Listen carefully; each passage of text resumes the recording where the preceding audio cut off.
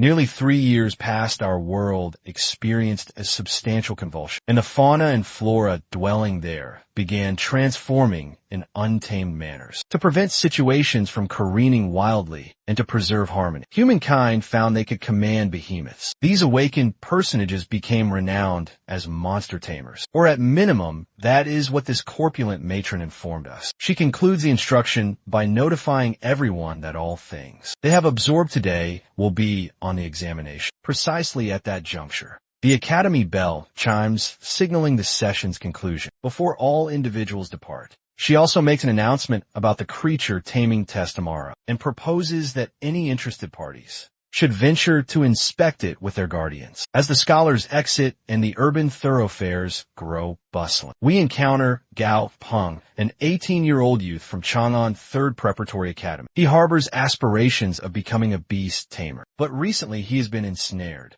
managing these exceedingly vexing system notifications that persistently pester him. He does not expend much heed to what the system alert is conveying, and surmises it might simply be a phantasm from all the recent duress. As he ascends the flight of stairs, he discerns an arachnid resting upon the risers, and predictably, the interface panel materializes anew, displaying the attributes of this creature. When he beholds this advisory, he is persuaded these animations are undoubtedly authentic. He then recollects that this arachnid is purportedly a striped gray disc spider cultivated by Granny Chun, and he likewise remembers his portly educator stating it is a comparatively mild-mannered being, but it appears that is not the reality. The arachnid abruptly lunges at him to assault, and he swiftly evades and commences ascending the steps, while desperately calling out for Granny Chun. The arachnid hurls a filament at him, and he narrowly sidesteps, becoming ensnared. As he scurries about, he glances back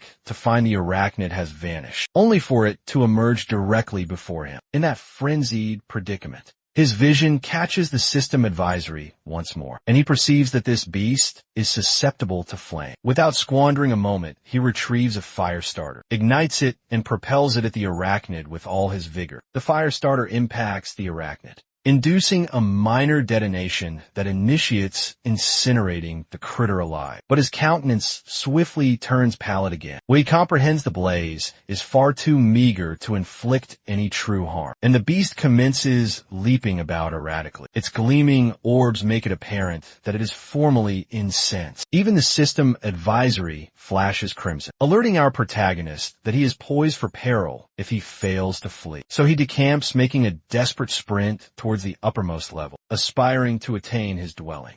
His creature Dazzy is still within the abodes, so he is certain he will be secure once he gains entry. After clambering up the staircase, he ultimately arrives at his portal, but ere he could step inside, that beast had already converged. He vociferates his companion's designation at his utmost volume, and another entity promptly materializes from the main entrance and swiftly strikes the oversized arachnid squarely where it is vulnerable. The unfortunate arachnid plummets to the floor, quivering in trepidation, as this centipede-like entity stands imposing beside our youth. The diminutive critter rapidly executes a swift departure from the vicinity, and our champion theatrically readjusts his spectacles, acknowledging this spidey for its celerity and dexterity. We then ascertain that this centipede-like beast, whom our youth designates Dazzy, is directly connected to his cerebrum via a mental conduit. Owing to their compact, the beast reverts to its less developed, non-confrontational state and commences yelling directly within our champion's mind, lamenting about not being nourished adequately. Evidently, creatures possess two distinct manifestations, and in their non-aggressive forms, they diminish in stature to preserve vitality and gradually recuperate from minor afflictions. Our youth bestows his companion a gentle caress on the crown and resolves to provide sustenance immediately. As promptly as he enters the apartment, he proceeds directly to the culinary area. With the dexterity of a veteran culinarian, he brandishes a keen meat axe and carves the flesh into impeccably uniform segments. In mere moments, the wholesome repast is prepared, and the fragrance emanating from the vessel is so alluring that Dazzy begins salivating and starts devouring voraciously like a famished creature as he observes his hungry comrade. He instructs it to consume gradually, As he utters this, another system advisory materializes before his gaze. There we discover that Dazzy is a purple-back, yellow-clawed centipede creature. The statistics are captivating. But what truly astounds our youth's intellect is a small indicator beneath the data that indicates he might be capable of elevating a standard tier beast to a superior tier specimen. This revelation is so astounding that our lad scarcely credits his vision. You perceive, creatures are categorized from the most inferior to the most superior as standard tier, excellent tier, and supreme tier. These classifications dictate how extensively a beast can mature, with loftier tiers signifying enhanced capability. If he can elevate Dazzy to an excellent tier presently, it implies he could conceivably attain a supreme tier in times to come. The notion of realizing supreme tier, which is fabled and typifies dominant creatures, illuminates a broad smile upon our youth's visage. He is so ecstatic that he commences embracing his diminutive companion, but it appears this oblivious entity has no inkling why. Its master is exulting with fervor over what seems like a commonplace instant. Our youth delves into the prerequisites for the excellent tier enhancement. Initially is umbral flora, which is simple to procure. He can also purchase thunderstruck timber without significant difficulty. But the lightning core gem is an entirely different matter. A prevalent 5-element core gem already commands 8 credits. So the lightning core gem, which is more scarce, would cost him no less than 10 credits, which is rather exorbitant. He opts to deliberate on it subsequently. Since the New World Administration was founded, they instituted both Alliance currency and Alliance credit units. Alliance credits are a superior class legal tender based on Alliance currency, and 10,000 Alliance currency can be converted for Alliance credit units. He also contemplates how, after his progenitors perished in the mishap, the nation dispatched 20 credits as a stipend, and he still possesses 11 credits remaining. It is scarcely adequate to acquire the components Dazzy requires for the enhancement. He frets that if he utilizes those credits, they will be unable to sustain conventional existences further. Once Dazzy concludes its repast, it still appears ravenous ultimately. Our youth ends up apportioning his own sustenance with the creature. As he reposes there, he becomes somewhat disheartened, as he bemoans how arduous it is to amass wealth in this realm. He possesses the formula for the enhancement, but simply lacks the much-needed capital to procure the components. That is when he recollects the individuals known as monster nurturers. His visage illuminates with elation, as he envisions himself laboring as a monster nurturer to acquire some substantial currency. Evidently, the enigmas to creature progression have perpetually been vigilantly preserved by nurturers. But since he can perceive the attributes of creatures through his interface, he is certain he could emerge as the paramount creature nurturer and accumulate as much wealth as he desires. He then recalls his instructor's utterances from this day regarding the creature nurturer assessment occurring tomorrow. He swiftly retrieves his telecommunication device to ascertain if he still has an opportunity for enrollment, or otherwise well. Opportunely enough, he still has 3 minutes remaining. Without squandering any interval, he depresses that affirmative actuator, and after a concise loading phase, a celebratory notification illuminates the display, proclaiming that his submission has been validated. It directs him to proceed to the Chang'an City Monster Nurturer Bureau tomorrow at 9 ante-meridium, precisely to engage. The subsequent day dawns, and before venturing out for the assessment, Gao Pong raps upon the adjoining apartment. When the portal groans ajar, emerges an undeniable enchantress. She appears as if she has experienced little repose, with unslumbering orbs implying she indulged in merriment the previous eve. She queries our youth the motive behind his presence. The lad, however, swiftly diverts his look to evade optical contact with this vision, and salutes her with a modest, pleasant mora. In a subdued cadence, she inquires why he is calling so prematurely, and he clarifies that he is proceeding to the creature nurturer assessment and requires someone to oversee Dazzy for a duo of days. Unsurprisingly, the damsel readily concurs, assuring him not to fret about any particular, and that he can depart for his assessment without any anxieties. He becomes gratified,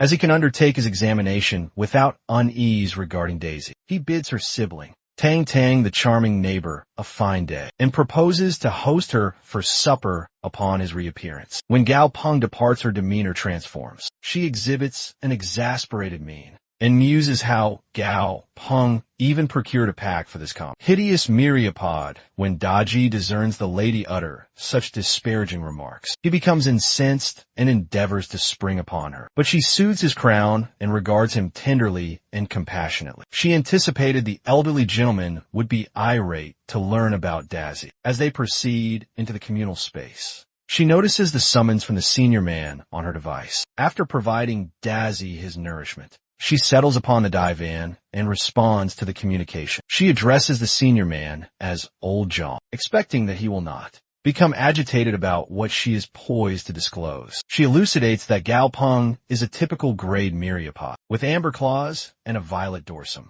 Now the ancient man is infuriated and exclaims over the line. He becomes irate with her for failing to offer counsel regarding the myriapod, since it possesses meager potential and is demanding to cultivate. The comely lady withdrew the receiver from her oracle. After hearing him bellow as she advances in the bearing of the casement, she queries him how she could have effected it given that Gao Pong, his descendant, mirrors him. She depicts him as an aged gentleman who is as headstrong as a donkey, and states that Gao Pong's forebear bequeathed the myriapod for him. As she ruffles her tresses, she asserts that if it were her prerogative, she would eradicate the insubordinate individuals and substitute them with the compliant ones. Gazing from the casement, her tone was replete with assurance, and she proclaimed that the sphere is abundant with human aptitude, as if she had discerned boundless capability in every soul she encountered. Through the casement, she observes Gao Ping hastening for his assessment, and exhorts the senior gentleman to act in his own manner and disregard Gao Ping. She guarantees him that Gao Ping will remain unharmed as she will be present, and she terminates the communication. The senior gentleman nears his bureau's vitreous partition and gazes outward, his hands clasped dorsally. A female subordinate, who seems to be his adjutant, enters and inquires as to whether he has summoned her. The ancient man maintains the identical posture, his countenance averted with transfixed orbs. In a severe tone, he commands her to apprise the investigational division that they possess merely 5 lunar cycles to validate themselves, and that if they neglect to do so, they will lack justification to persist function. He also proclaims that he has no additional time to allocate, and directs Li Hui to ameliorate the difficulties at the Qing Hui Annex. Within 7 lunar cycles, he gestures his palm. Instructing her to withdraw, she inclines to him, appearing apprehensive, and informs him she will address these matters forthwith. Old John, the senior gentleman, beholds a portrait of himself and his juvenile descendant, Gao Pong. It was a likeness from Gao Pong's formative years. He bestowed an exceedingly cherishing and devoted gaze. As he persisted in observing it, his orbs mellowed and evinced a sentiment of gentleness and esteem. He avows that no one will be permitted to injure him, and that he will locate him within a 12-month. There were colossal edifices and a vast throng. One of the constructions is the Chong, a city monster nurturer annex where creature cultivators congregate. Gao Pang's hand was grasping the straps of his satchel as he surveyed the individuals. From the epicenter of the multitude, Gao Pong hears an individual hail his name. He pivots to discover a diminutive youngster in his academic attire. Gao Pong gazed at the small youth whose designation was Li Zigong. He was present with his matriarch Zhang Hong, an elder sibling Li Hongdu. Gao Ping encounters his matriarch subsequently. She queries if he arrived to observe the creature nurturer assessment. The young chap Li Zigong derides her, asserting that she has faltered thrice, and that they are attending to assist her. Li Hongdu becomes vexed and smacks her kinsman upon the crown with her reticule, informing him that she opines their matriarch will surmount the examination. This instance of protuberance materialized upon his cranium. He reminds her of all the occasions she ought not to have struck him on the crown. He believes that diminishes his intellect quotient. Amidst these affairs, Gao Pong apprises them that he is present to undertake the creature nurturer assessment. The trio of them are flabbergasted to hear this. Particularly Li Zigong, their matriarch, caresses Gao Pong's shoulder and heartens him by uttering that juveniles should possess a zeal for creature nurturing. She even remarks that the metropolis may discover their youngest nurturer this day. He tentatively retorts that he isn't proficient enough to be the most juvenile nurturer, but he desires to test his fortune a diminutive gentleman with neck-length aureate hair. A formal attire and guardians overhears their dialogue with an envious and haughty demeanor. He snaps his digits and wonders how the metropolis possessed such lenient prerequisites for creature nurturers that any individual could surmount the assessment. He utters this whilst indicating Gao Pong. The diminutive youngster is incensed and confronts him. His sibling endeavors to restrain him. The diminutive gentleman reiterates his statement, asserting that juveniles are not entirely developed sufficiently to pursue creatures. This is a farce. Gao Pong, with a placid disposition, claims that he would have been a superior class nurturer if disparagements were the stipulation. That diminutive gentleman was Wang Shu from Wang Enterprises. He had faltered 4 instances successively, and consequently felt imperiled by Gao Pong when the edifice's portals unsealed. A lofty, well-built individual with lengthy azure gray tresses appeared, holding parchments and directing them to attend the assessment sequentially. He was Feng Shui, the principal assessor. As everyone enters the edifice and locates their position, Feng Shui salutes them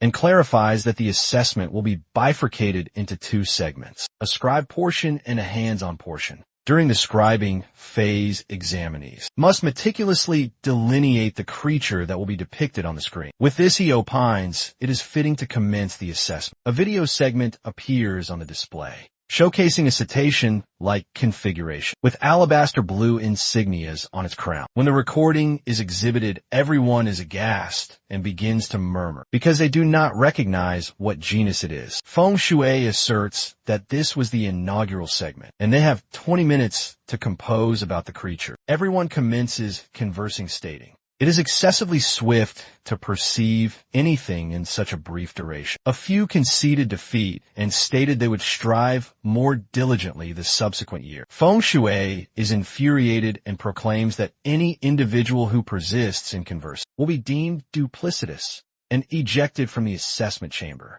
Wang Shuo was in the examination hall undertaking the assessment. He grins malevolently and states he was fortuitous to acquire the queries beforehand and is exasperated by Gao Pong.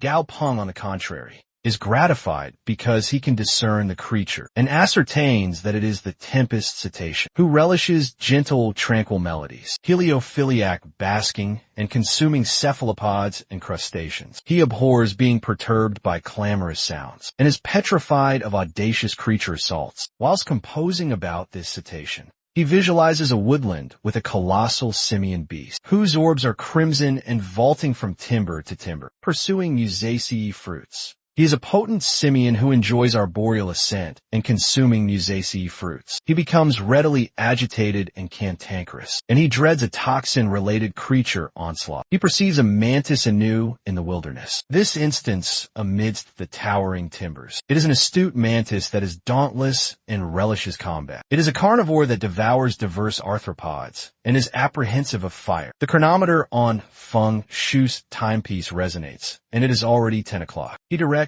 everyone to cease composing, place their writing implements down, and remit their documents. An individual arrives and amasses their documents, advising everyone not to depart the bureau because they will obtain their outcomes there. 1 hour later, the outcomes are promulgated, and they will announce the designations of individuals who cleared the assessment. Feng Shui enumerates the designations of those who have cleared the assessment, including Wang Shu and Zhang Hong. Wang Shu derides Gao Pong for not clearing the assessment and asserts that he must have faltered. Gao Pong opines that this is not plausible because he was accurate in what he composed and would not falter unless the interface was erroneous. Feng Shuo inquires which of them is Gao Pong, and Gao Pong arises Feng Shuo is ecstatic and states that he achieved perfect marks on the examination. He had not anticipated someone so youthful to achieve such excellence. He dubbed him a youthful champion and commended him. Discerning this, everyone in the assessment chamber wonders how he can be a perfect scorer when he appears like a secondary school scholar. Gao Ping pivots to Wang Shuo, smirks and reminds him that he attained flawless scores. Wang Shuo is vexed and covetous of Gao Ping. The victors of the initial phase join Feng Shuo, who provides his digital print validation and unseals a portal. Gopal observes and marvels at the vastness of this location. This was the secondary stage of their creature nurturer assessment, the practical examination as they enter the colossal expanse. They perceive that there are portals. Feng Shui apprises them that the creatures, furnished by the consortium, can be located in these chambers, behind the portals to clear the examination. They must augment the tier of these creatures within 1 7-day, and the consortium will defray all expenditures associated with the creatures. However, there was one stipulation. If they neglected to augment the creature, they would have to remit its commercial valuation. There were also supplementary regulations, such as not being permitted to utilize superfluous components, as doing so would culminate in failure. Discerning the terms and provisos has everyone on tenterhooks. Then arrives Li Jun with a receptacle. He is the annex assessor. He directs everyone to advance and choose a placard that will dictate which entity they will obtain for the practical assessment. Gao Pong opines that employing this methodology will not permit him to foresee the creature he will acquire. And the creature nurturer assessment was as formidable as they assert. Everyone is in the procession, and Wang Shu grins as if he desires Gao Ping to falter in the assessment. Gao Ping, on the contrary, aspires for a favorable one and ingests saliva before extracting a placard. Zheng Hong also extracts from the receptacle and claims to have acquired Chamber 6, prompting Gao Ping to retort with a smirk that he has acquired Chamber 10. After everyone has selected their chambers,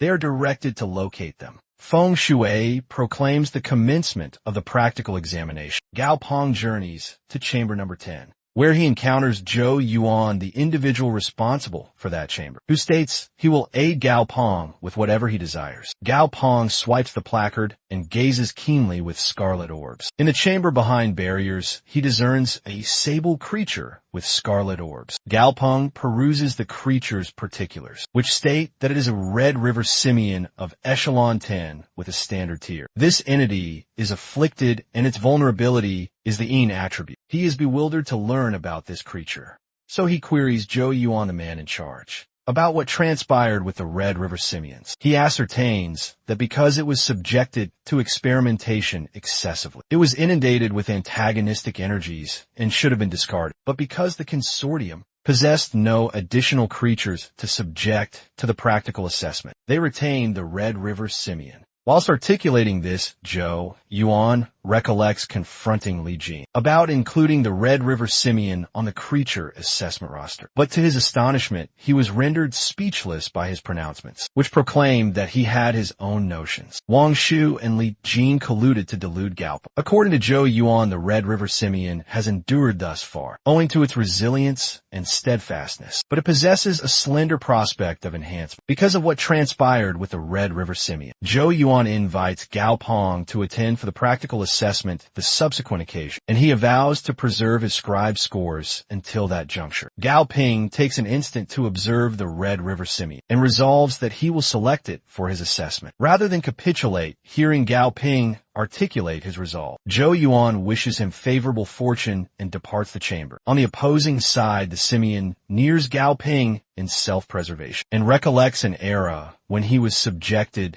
to experimentation and maltreatment. This recollection was not agreeable for him to some, and he becomes infuriated, grasps the barriers and bellows as lacrimal fluid descends his jowls. Gao Pong genuflects and caresses the Simian's crown with his palm, causing him to pacify. He reassures him not to fret and that he is present to assist him. Gao Pong's initial objective is to ascertain the Red River Simian's necessities and attributes. He then comprehends that it already possesses a standard progression that eradicates Yin toxins from the physique, and that it is imperative to advance to the superior tier of River Simian. Furthermore, progression adheres to two distinct trajectories. There are two classifications of progression: standard progression, which necessitates abundant components, and aberrant pathological warping progression, which necessitates exceedingly few. He opts for the aberrant pathological warping progression because it will conform to his fiscal plan and necessitate very meager components. His orbs scintillate, and he realizes he must undertake the gamble to enhance this creature. He selects the deformed pathological warping progression, which displays all of the constituents he requires, including the sable candle flora, which he must provide thrice per DM for 3 days, and the elite ghoul attributed core gem, which must be provided after 3 days. Then, they must amalgamate the luminous particulate, cranial fungus, and desiccating flora with sulfuric compound, and immerse the Red River simian in it. He peruses it, then transfers the item manifest to Yahello, who apprises Gao Pong that these constituents are venomous, and queries if he is attempting to slay the Red River simian by nourishing him or enhancing him. Gao Pong retorts that this is a grave malady that necessitates remediation as vigorous as that. He then instructs him to relax and that he comprehends what he is undertaking. Zhao Yuan glances at it, then disparages him, opining that he is merely another individual who achieves perfect scores on his scribed assessment, but not on his practical assessment. 3 days have elapsed. There are individuals who confront severe repercussions for themselves. They have no inkling what is amiss with their components, and creature nurturing why they are not enhancing and what went awry. They opine it is erroneous, because they satisfied the component and mensuration criteria, but achieved no outcomes the Red River simian. On the contrary, has consumed everything specified by the component, and is scrutinizing its manifest to see how it impacts him as well. The sole task outstanding for him was to submerge in the sulfuric compound concoction. Gao Pong scrutinizes the implement provided to him by Zhao Yuan. He apprises him that this was the enclosure for the creatures, furnished by the consortium, but that the simian had been subjected to experimentation and torment, so he must exercise vigilance. Gao Pong realizes it is arduous to interface with a creature who is not in a sanguineous pact, and that the Red River simian possesses its own hazards. But at this juncture, he has to possess confidence. He scrutinizes the implement that was given to him meticulously, and nears the Red River simian, informing him that he will liberate him on one proviso. He must be compliant, and the implement that was given to him was the key to the enclosure, in which he was confined, and then Gao Pong instructs him to emerge. As promptly as he directs him to emerge, he approaches and pounces upon Gao Pong, and Gao Pong is alarmed because he presumed he would be compliant, and then abruptly, the Red River simian embraces him and reposes his crown on his thorax. Gao Pong caresses his crown and informs him he can depart presently. After all of this, he escorts the Red River simian to the sulfuric compound concoction and directs him to be a well-behaved lad and submerge himself therein, avowing that it will be exceedingly advantageous for him to evaluate the sulfuric compound concoction. The Red River simian extracts a few filaments from his physique, and when he introduces that into the sulfuric compound concoction, he perceives that something emanates from it, and it is sable energy. It emanates from it, and perceiving that, the Red River simian is aghast and commences weeping and oscillating his crown, asserting he will not venture into it. But Gao Pong states he can entrust him and will bestow him the fortitude to be valiant. And he caresses his crown, and the Red River simian regards him with credence. The Red River simian is now poised to immerse himself in the sulfuric compound concoction, and Gao Pong observes from behind. How poignant it is to witness the simian undergo this procedure once more, because he has been tormented and utilized extensively in bygone times. As promptly as the simian does so, abundant sable effluvium emerges, which causes Gao Pong to expel air. The emergency clarion then unavoidably actuates, and shortly thereafter, the individuals stationed in the surveillance chambers have already summoned other personnel to apprise them that the conflagration alarm has been triggered in chamber number 10, and that everyone must decamp before the inferno erupts. The personnel procured the suppressor and proceeded to the location, but were pondering what was transpiring, and presumed it was instigated by the juvenile lad operating in chamber 10, which was Gao Pong. They all desired to venture and observe collectively, so they simply hastened to chamber number 10. where we observe that Wang Shu was now grinning malevolently, and that he appeared to believe the funds he expended to thwart Gao Pong would not be squandered when the personnel arrived. They perceived that there was only effluvium instead of conflagration, and they pondered if it was an erroneous alert. Pivoting around, Gao Pong queries them why they are present. Jiayin retorted that he committed an error and generated a disturbance by activating the conflagration alarm. They had to arrive to inspect, and Gao Pong apologized, stating he was excessively engrossed with his labor to notice the alarm. Subsequently, Zhao Yun actuates the transceptor and apprises the authorities that everything is satisfactory in this chamber, that the conflagration alarm should be deactivated, and that nothing is awry. Zhao Yin replies that this commotion was initiated by Gao, who is nurturing a creature other folks likewise endeavor to glimpse into the chamber. And they converse about how there was abundant noise, and that Gao Pong lacks the expertise to cultivate the beast. Inside the chamber from the exterior of the space, Feng Shui surmises this undertaking has faltered, and that this is his concluding visit here. Yet progressively, something commences to materialize within the sulfuric acid solution, and everyone observes that the Red River Primate is presently surfacing from the liquid. He appears entirely transformed. His digits have altered, and he has become a violet azure hue. People surmise he is a phantom when he materializes with a substantial enhancement, and they are horrified and aghast as they witness him appear. Gao Pong ascertains that this being has been augmented. The Red River Primate has at last been elevated to rank 11, which is an exceptionally distinguished echelon, and he has developed into a cranium prison primate. His state is feeble, yet he is thrilled, and there are quite faint indications of his frailty. Feng Shui Li Jun and Zhao Yang all perceive that this is the Red River Primate, and that Gao Pong is not merely rhetoric, but a genuine doer youth. They are all astounded to observe this. Gao Pong is now amazed that this succeeded, and that his framework is so potent that he reckons he can nurture and advance any type of beast, provided he possesses adequate supplies. Concurrently, Gao Pong is tending to the river primate, who has now metamorphosed into a cranium revenant primate, and he discerns that he has expanded in size, and that his skeleton has substantial mass, and it seems like it is forged from alloy. Li Jin then converses with Feng Shui, declaring that this is an unparalleled creature that is entirely unprecedented, and that possessing a revenant is an exceptionally scarce characteristic. Feng Shui comprehends that the revenant quality is exceedingly uncommon, and as this isn't a novel beast variety, he queries how Gao Pong even fashioned it. Upon hearing these pronouncements, Gao Pong pivots and notifies Feng Shui that he has advanced the Red River Primate into a cranium revenant primate, and as foreseen, he cleared the evaluation. Now the primate has located Gao Pong. Now after scrutinizing Gao Pong and desiring to communicate with him, the primate tugs his garment. Gao Pong is now kneading his digits, bestows upon him a tender caress, and inquires if there is anything he requires to be joyful about, appending that he has aided him in elevating his creed. Clasping his hand, Gao Pong utters this, presently, that he wishes to. The cranium revenant primate is highly sentimental and gives him numerous glances. Li Jun now resolves that he desires this beast to be his, as it possesses a very lofty benchmark. He presently has a superb work discipline,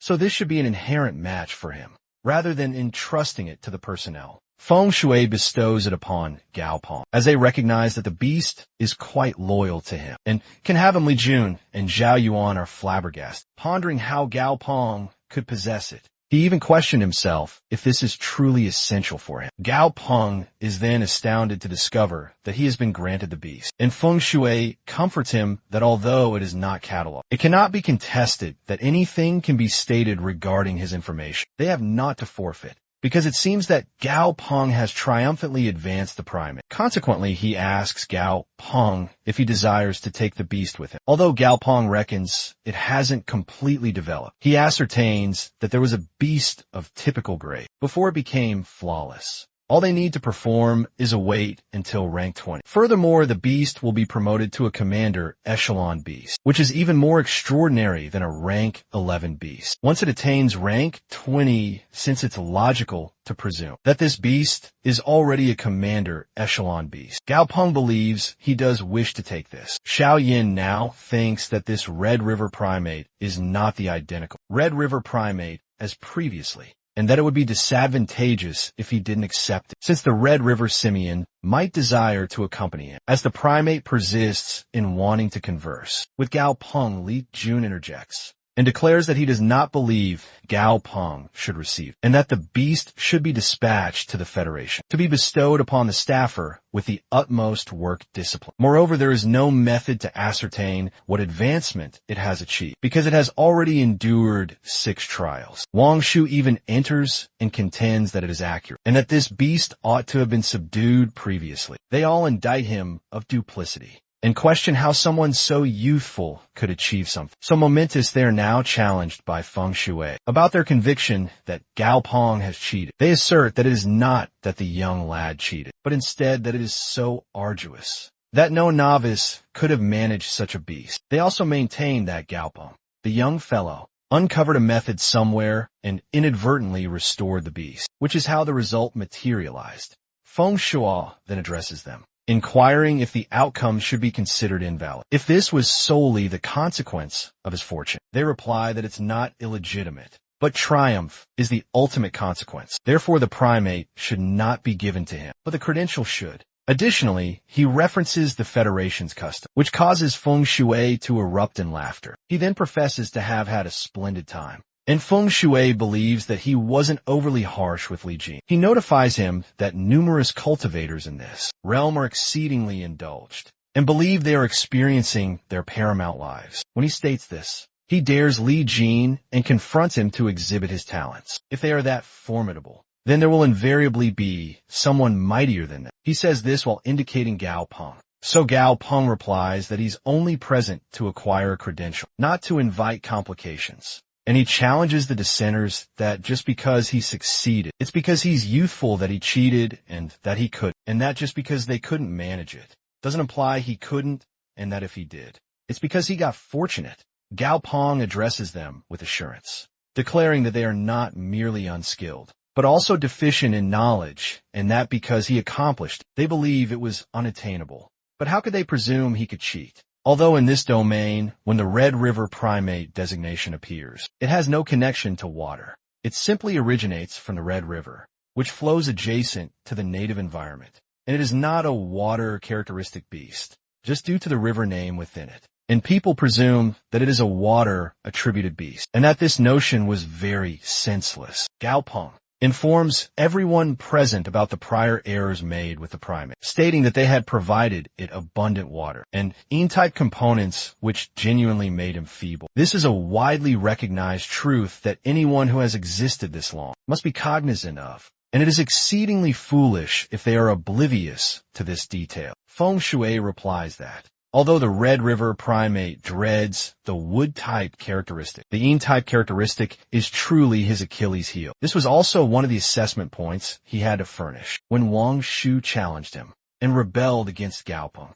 Gao Pong continues to assert that he had to operate in a very atypical manner, since all of the preceding trials with the primate had rendered him extremely red and had generated bone marrow, which implied that it had to be entirely purged from his physique. As a consequence, he forfeited a lot of vitality. He proceeds to clarify that he gave him black candle flora to augment his vigor over the last 3 days, and that there's no necessity to withhold the supplies he utilized. However, he advises against experimenting with the primate because it's a very critical procedure, and the measure and sequence of supplies are already employed. He can tell that he doesn't discern what will befall the beasts that were subjected to trials, but he can also tell that he doesn't discern what will befall the beasts if they were subjected to trials in this fashion. Nonetheless, since the Red River Primate is vanished, a youth like him won't accept any culpability. Feng Shui applauds and conveys pride in his juvenile. Dauntless lad, he remarks that with these proficiencies, acquiring a fundamental monster cultivator credential would be inequitable. Instead, he can be bestowed an intermediate monster breed credential. He informs them that he will need to proceed to Young Gene's central office to pass the examination in order to obtain the advanced monster cultivator credential, and that he just needs to apply considerable diligence. After Gao Pong expresses gratitude to the supervisor Feng Shui, he pivots and becomes infuriated with Li Jun and Feng Shui, declaring that he is the supervisor, and that his supervisor designation was merely for appearance. If he couldn't discern who was being deceitful, Feng Shui now desires to ascertain who is circulating hearsay, that the Red River Primate was only an experimental creation. Both Li Jin and Feng Shui are fearful, because after perceiving all the pandemonium, people externally believe that Li Jin is peculiar and invariably opposes Gao Pong, and that Feng Shui has a psychological condition. Zhao Yin elevates his hands as he departs the chamber and informs Feng Shui that Li Jun intentionally incorporated the Red River Primate in the assessment roster's designation because Feng Shui had suborned Li Jun. The substantiation is in the beast transfer documentation, and they will discover when they scrutinize them.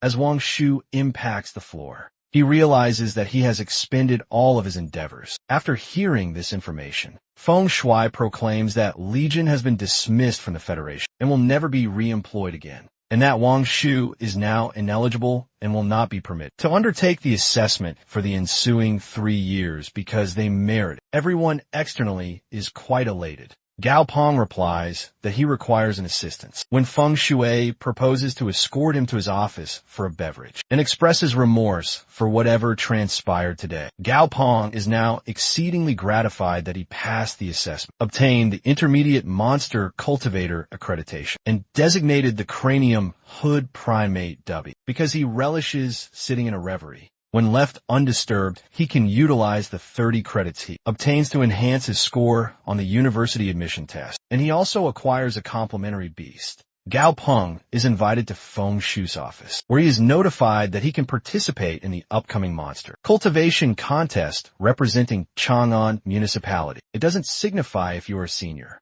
middle-aged grown-up, or even a young adolescent. Everyone commences from the identical starting point. But since you are so youthful and possess abundant promise, you should undoubtedly excel. Gao Pong inquires which monster cultivator championship is the global one. Feng Shui replies that it is. There are merely a handful of skilled cultivators in this metropolis, and for the preceding few years, they have never been proficient and they never achieved favorable outcomes, considering that only a limited quantity of contenders will receive a runner-up award of 10,000 units, and that it would be exceedingly egocentric if Gao Pong opted not to engage. Feng Shui ponders if Gao Pong is keen on the worldwide global championship with an assured demeanor. Gao Pong suddenly rises from his seat and tells him that it's trivial, but that immense capability accompanies a weighty obligation. He then questions whether he genuinely needs to be present at the championship. Individuals were conversing about him and the cranium revenant primate on the transport, and they were truly eager to learn about it.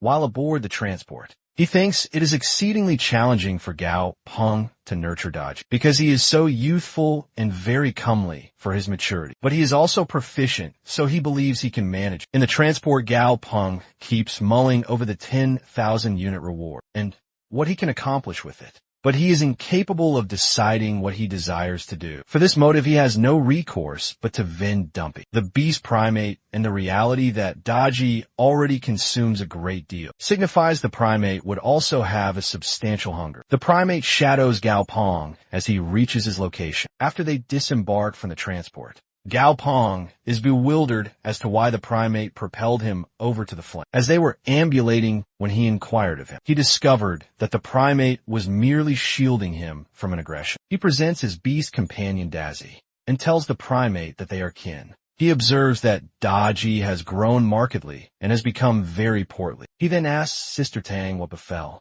to Dazzy, and she replies that she nourished him copiously and made him robust and exceedingly mighty. Gao Ping is incensed because this is detrimental. It is excessive nourishment, and he questions why being overfed is denoted as mighty and robust. According to Sister Tang, she nourished Dazzy since he was invariably extremely slender. The primate and Dazzy are observing each other in the interim, and the primate is rather conceited about himself since he is mightier than Dazzy, to which Gao Pong replies that as a typical scholar, they provided him a beast who had failed to advance 6 occasions. But due to his endeavor and the beast's collaboration, he became an intermediate beast cultivator and even acquired the credential and was presented with the beast he advanced. Sister Tang then diverts the dialogue from Dazzy to his assessments and inquires how his assessment proceeded today. He carried it with him, since he didn't wish to abase himself by declining the beast. Sister Tang is astounded to learn that Gao Pong has procured the intermediate cultivator credential. She asks him if this is factual, and he states that it's quite unforeseen that he is progressing so swiftly. She also tells him that beast cultivators relish such a lofty stand because of how well educated and well practiced they are in beasts. Sister Tang notifies him that they have no safeguard other than cultivating beasts, because beast cultivators might be eliminated with a solitary gunshot. Or a marksman Galpin infers that the sole method to shield himself is to become a beast mentor. Sister Tang thus queries as to whether he would aspire to become a beast mentor. Seated in a contemplative posture, Gao Pong learns about the clandestine familiar method, which is a way to shift detriment from one physique to another, although it can only be employed on familiar physiques. He comprehends that mastering this method will avail him, as he will acquire supplementary vitality and defense. After learning, he feels linked to Dazzy by an imperceptible tether. He believes Sister Tang Tang is not as uncomplicated as she seems. He was reposing on his divan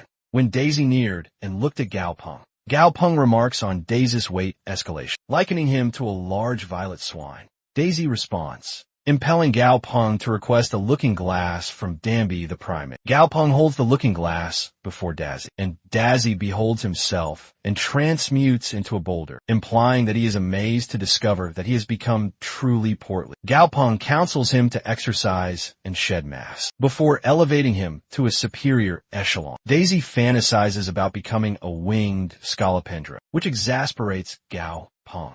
Gao Pong and Sister Tang intersect in the metropolis. Sister Tang, the graceful lady, is presently deriding Gao Pong, the captivating cultivator, for being an intermediate beast cultivator. She notifies the captivating cultivator of the predicaments she would encounter. She escorts him to a location and recounts her prior vocational history. She escorts him to a location and clarifies that she formerly collaborated with an associate to establish a beast cultivation bureau, but he purloined all of her contributed capital in the monster cultivators and forsook her. Gao Pong observes that this location isn't as dreadful as it seems. It's in the nucleus of the metropolis on the most opulent thoroughfares, and the lease isn't inexpensive here either. According to the lady, the vicinity used to be a flourishing commerce, but with the exodus of monster cultivators, commerce has been subdued internally. Gao Pong believes Sister Tang is behaving peculiarly, but he trails her skyward, and she exhibits him the work atelier on the tertiary level. She proposes him the finest valuation for the enterprise and 20% of the firm holding, but it won't impinge on his academics. He only needs to arrive here on weekends, and the monster cultivator task is uncomplicated. Gao Pong queried why she was engaging him when she could have engaged 2 monster cultivators for the identical sum, for the same amount of price. It transpires that the graceful lady favors a solitary staffer to a multitude of them. Sister Tang states, even if she does not have monster cultivators, she cannot jeopardize destroying the establishment's repute. Gao Ping believes she possesses good administrative abilities, and because the atelier is in a chic district of Metropolis, and the remuneration is so substantial, he can't contest. He wishes to ponder whether this is a machination. But Sister Tang has been an unattached individual for the past 3 years, and if it hadn't been for her solicitude, he would have struggled to sustain himself. He thereupon decides to disregard it, and believes that Sister Tang will never harm him. However, if he gets compensated so handsomely and his proficiencies are not that exceptional. He would have to toil arduously to generate revenue for her. After considerable deliberation and reflection, he arrives at a determination and informs her that he will heed her and consent to the proposition. Tang values his collaboration, and she is quite apprehensive internally because initially matters proceeded favorably. However, she was concealing something from Gao Pong, which is highly dubious, and she's glad that he didn't unearth it. The entryway unseals, they access the level, where they encounter a truly charming maiden with captivating spherical orbs and tresses, and Sister Tang is acknowledged. She introduces Gao Pong to the attendant, Shun Quang Quang. She notifies him that she has elucidated everything to her, and that she will acquaint him with the workspace. And his colleagues, she swiftly bids her adieus and departs for duties. Gao Pong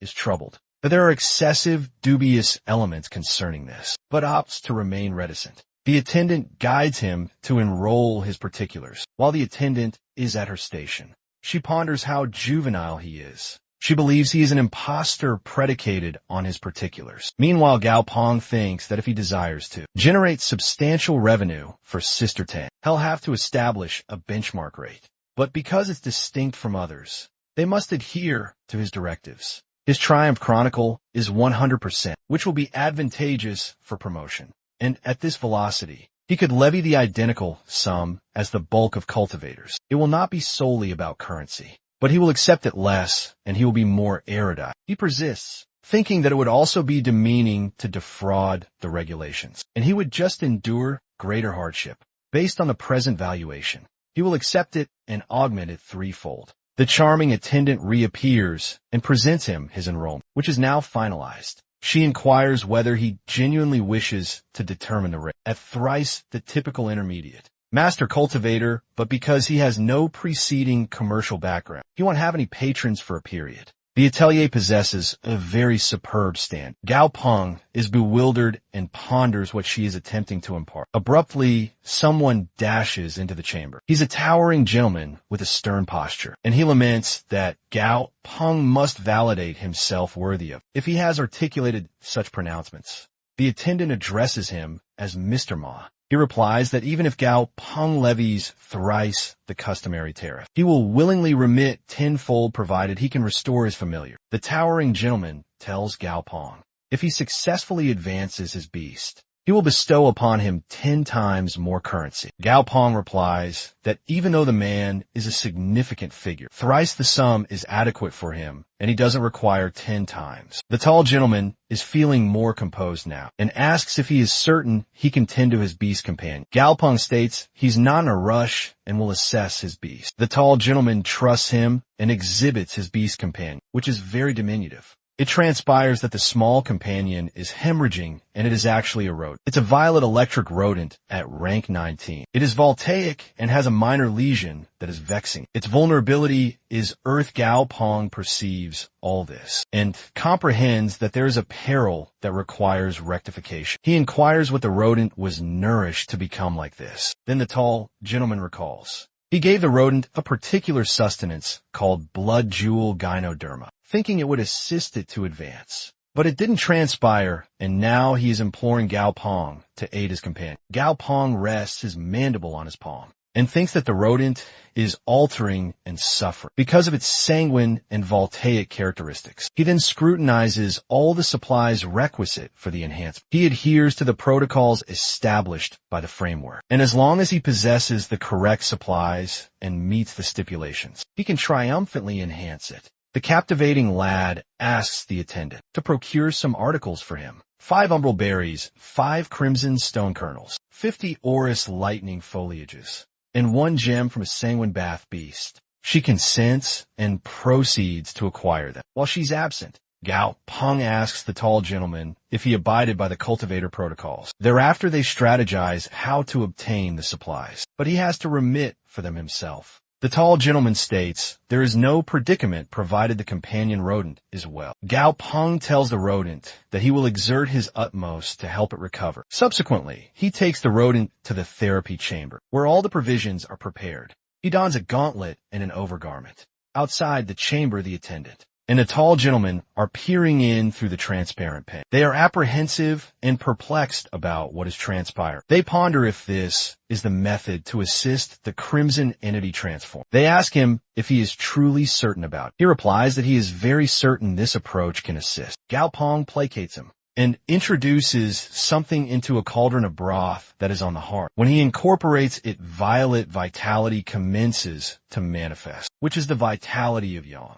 He inquires if the tall gentleman desires some broth concocted from his robe. Subsequently, he clarifies that it was merely a jest to evoke mirth from everyone. Gao Pong states this was just a special broth that will aid the companion robe, improve and restore. It's a special therapeutic immersion prepared just for him. The tall gentleman knows that they need to remain composed. He just needs to stay composed so his companion rodent can improve. Even though there are numerous renowned monster cultivators, it's challenging to secure a consultation with them. Gao Pong, who is just an ordinary monster cultivator, doesn't discern how to assist and if matters go awry. He thinks he can manage it his own fashion. After a few moments, Gao Pong tells the tall gentleman not to fret, because the beast is recuperating swiftly. Abruptly, the covering of the receptacle pops ajar. The beast companion leaps out, creating a significant disarray in the therapy chamber and flinging objects about. They are elated that their beast companion has finally advanced. Gao Pong was capable of achieving this. The beast is now a violet electric sanguimuron, which is an elite rank 20 being.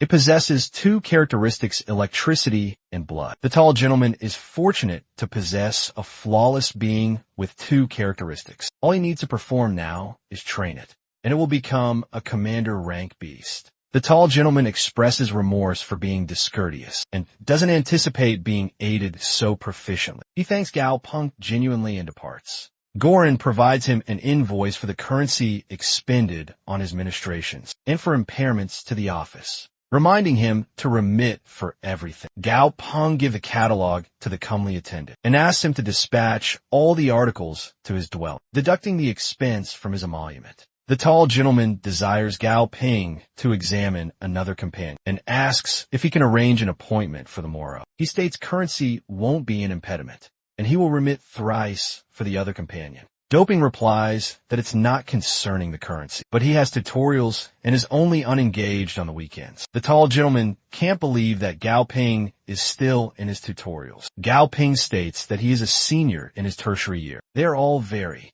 amazed to discover that he is still in secondary institution. The attendant says that Sister Tang expended a lot of currency to acquire this atelier, to dismiss all the monster cultivators, and requested to maintain a confidence. She thought that Gao Pong was just being regarded as a plaything for affluent individuals, but did not anticipate him to be this proficient. Sister Tang Tang is ensconced on her divan, holding a nucleus gem between her digits. She dispatches the nucleus gem with her imperceptible saurian beast to Gao Pong's chamber and propels it at the scolopendra that was underneath his bedstead. Scolopendra and cranium revenant primate glance at the nucleus gem, and Dazzy materializes and ingests it. The primate is aghast and endeavors to halt, but Dazzy has entirely consumed it and is now undergoing a reaction. Gao Pong was en route homeward with 7.5 kilograms of conifer filaments and a fortnight's provision of sustenance for Dummy, and he believed that if he persisted to enhance Dummy in this fashion, he would attain monumental rank. He is cognizant of the monumental grade from transmissions and volumes, and in order to nurture Dummy for the interim, he must contemplate its subsequent advancement, succeeded by his reflections on how to improve Dazzy. He believes that Dazzy will progress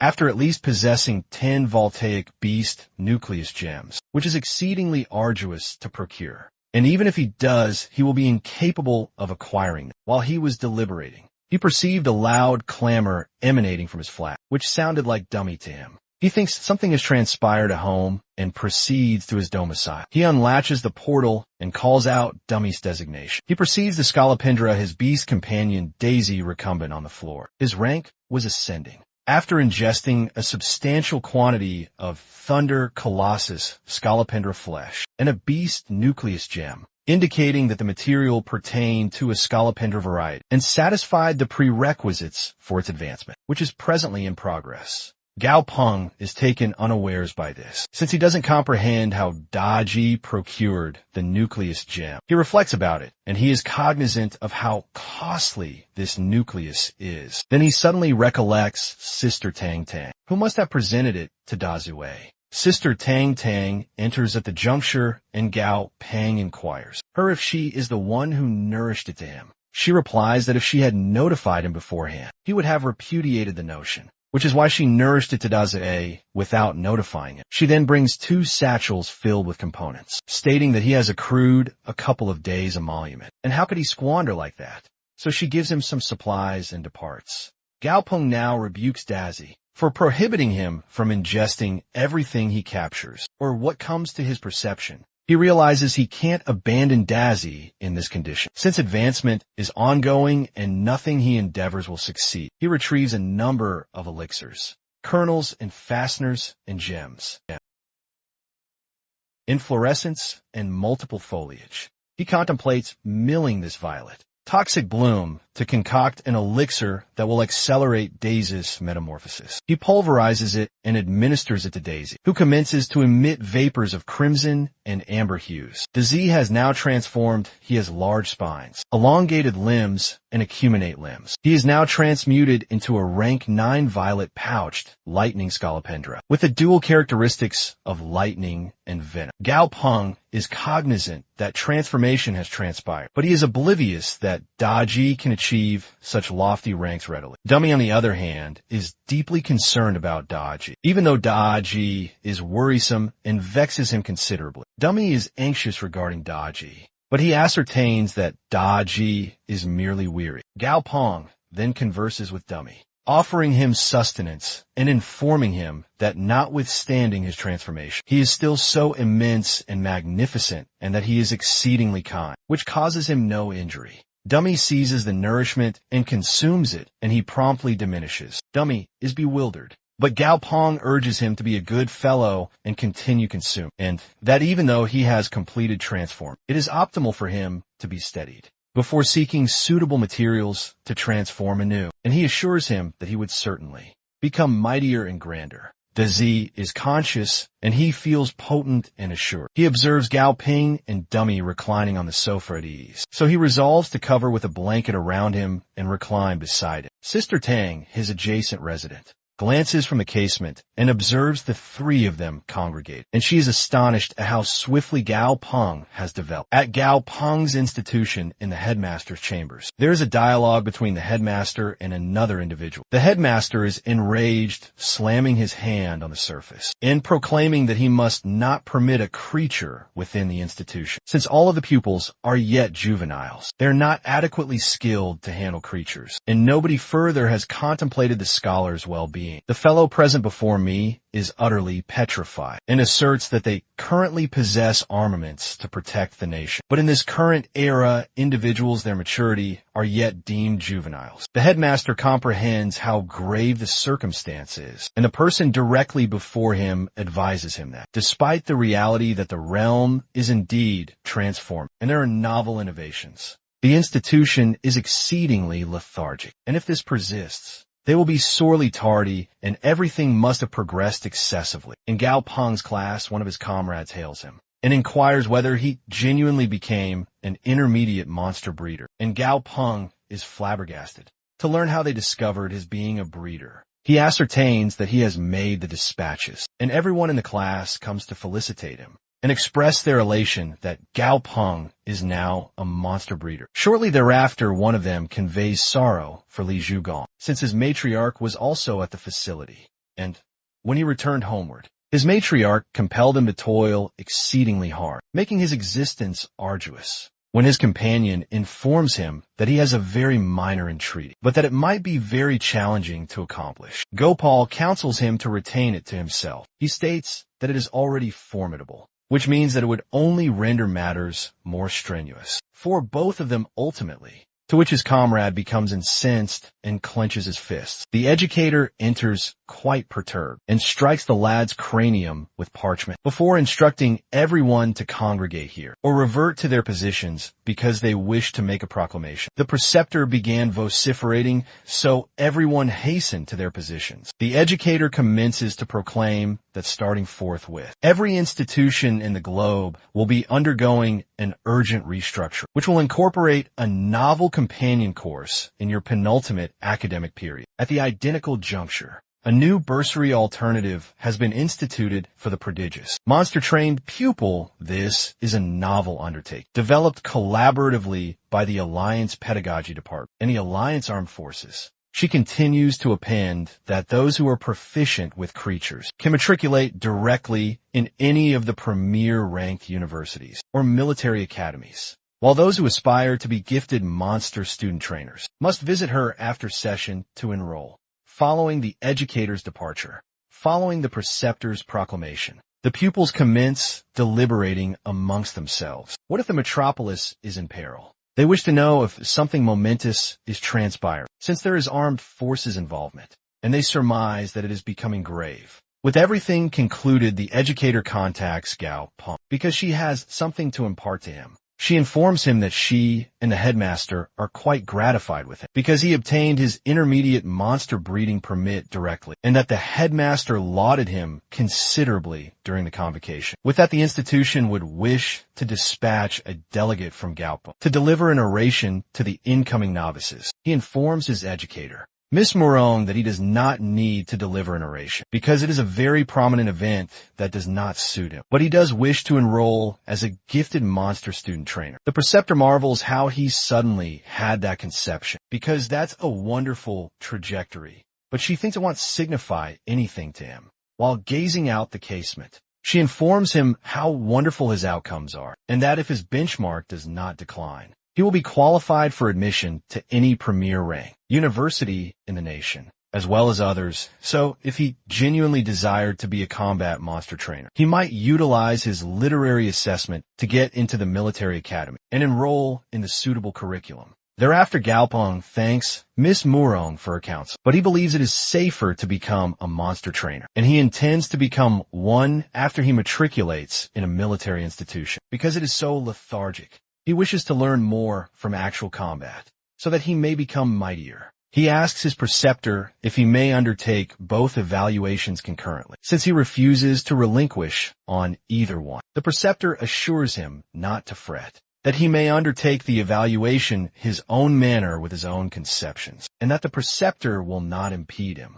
He bows and thanks her as she withdraws. In the afternoon, all of the pupils are quite self-assured. They are all proceeding to participate in the tryout. From the throng, a lad calls out to Gao Pong, who pivots around to see whether it is Tan Qianjin. He asks Gao Pong about why he was being a monster breeder, when his outcomes are simply too exceptional. To which he replies that Tan Qianjin's outcomes are also commendable, so by that rationale, he should not enroll for it either. The Amber Coif youngster says he didn't enroll for it because he has his own aspiration, and that he used to watch Pocket Monsters, where all of the beings were magnificent. Since he desires to be the associate of the mightiest, he can't forego this prospect. Then Gao Ping asks if he would still desire to be the associate, if the most potent monster trainer is a gentleman. His comrade hears this disheartening thing and simply ambles away. Following that everyone is congregated on the basketball arena, they witness the newest fortified vehicle for the inaugural time. With their own orbs, it was quite severe and daunting. The colonel ascends to the dais. The Amber Coift lad wonders if the colonel is their preceptor, aside for being a little more stern.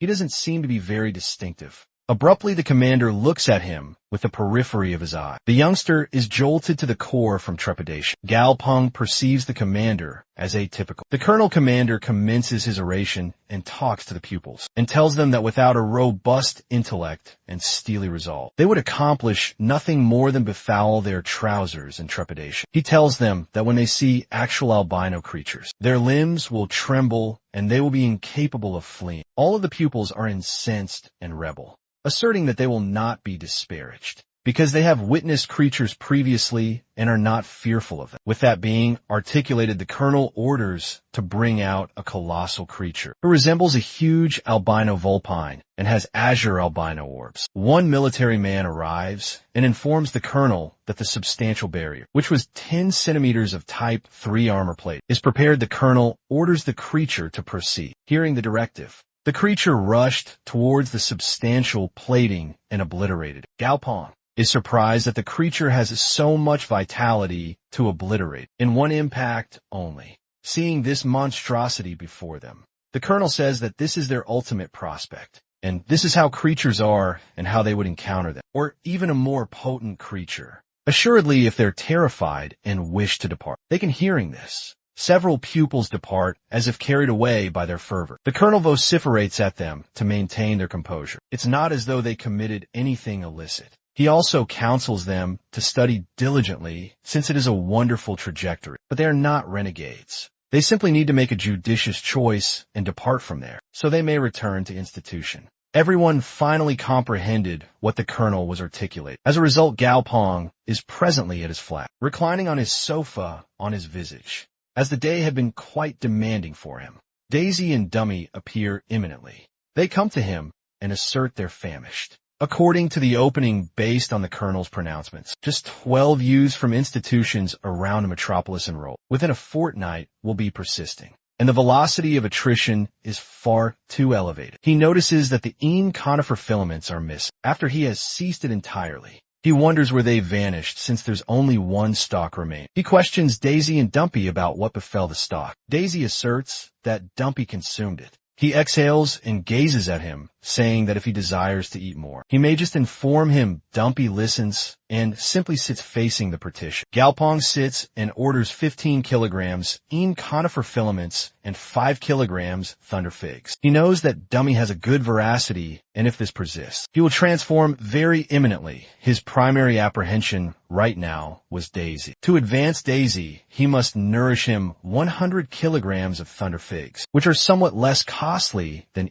conifer filaments. At 200 lions currency every 500 grams. He is enervated because he comprehends. Nourishing his kin is becoming increasingly strenuous. He comes to institution and notices this. Abundant creatures have been within. It feels like a menagerie has materialized within. He glances at a large swine that is positioned at the institution entrance. He notices an ingenuous maiden standing proximate to the swine and asks whether this is her creature companion, because it was obstructing the thoroughfare. The maiden is ambivalent, because the swine has grown significantly since the last occasion he ate. The endearing maiden stated that when she originally brought it did not appear like this, and she had no notion what it was. Attempting to impart, the military man eventually arrives and inquires as to what is occurring. It transpires that he is their preceptor. He discovers that a familiar is obstructing the thoroughfare, and it happens to be his swine. The preceptor's creature companion, which is a lupin, follows her directives to resolve this, and goes up to the swine with a menacing glower and a low snarl. The swine, who is now utterly petrified of the lupin, moves away swiftly. The preceptor then orders the training to commence rapidly, without squandering any duration. It was on that day, as a critical component of their regiment, they began refining their proficiencies with their familiars. Otherwise, they won't follow their directives, regardless of how potent their creation becomes. The preceptor advises that, before they can establish a flawless rapport with their familiar, they must first comprehend its demeanors and preferences and aversions. He continues to say things like, for his Argent Moon Lupin, he brought him a sable armored swine, and then he had to nourish him by himself. He engaged with it and slumbered with it daily, and that's how it is. He is now confided in, and this Argent Moon Lupin does what he directs. He continues to clarify that his regiment has given his creature more potency and a wider array of assaults. Next up is Lao Li, who exhibits the Argent Moon Lupin's proficiency. He orders every pupil to pay keen attention when the monstrous Lupin displays the strength of his mandible. Gao Pong and Dazzy are startled and disconcerted. The lecturer clarifies that familiars can serve numerous functions. Concurrently, they come in 5 distinct varieties: combative, defensive, auxiliary, restorative, and commanding the verdant fiend Liana. For example,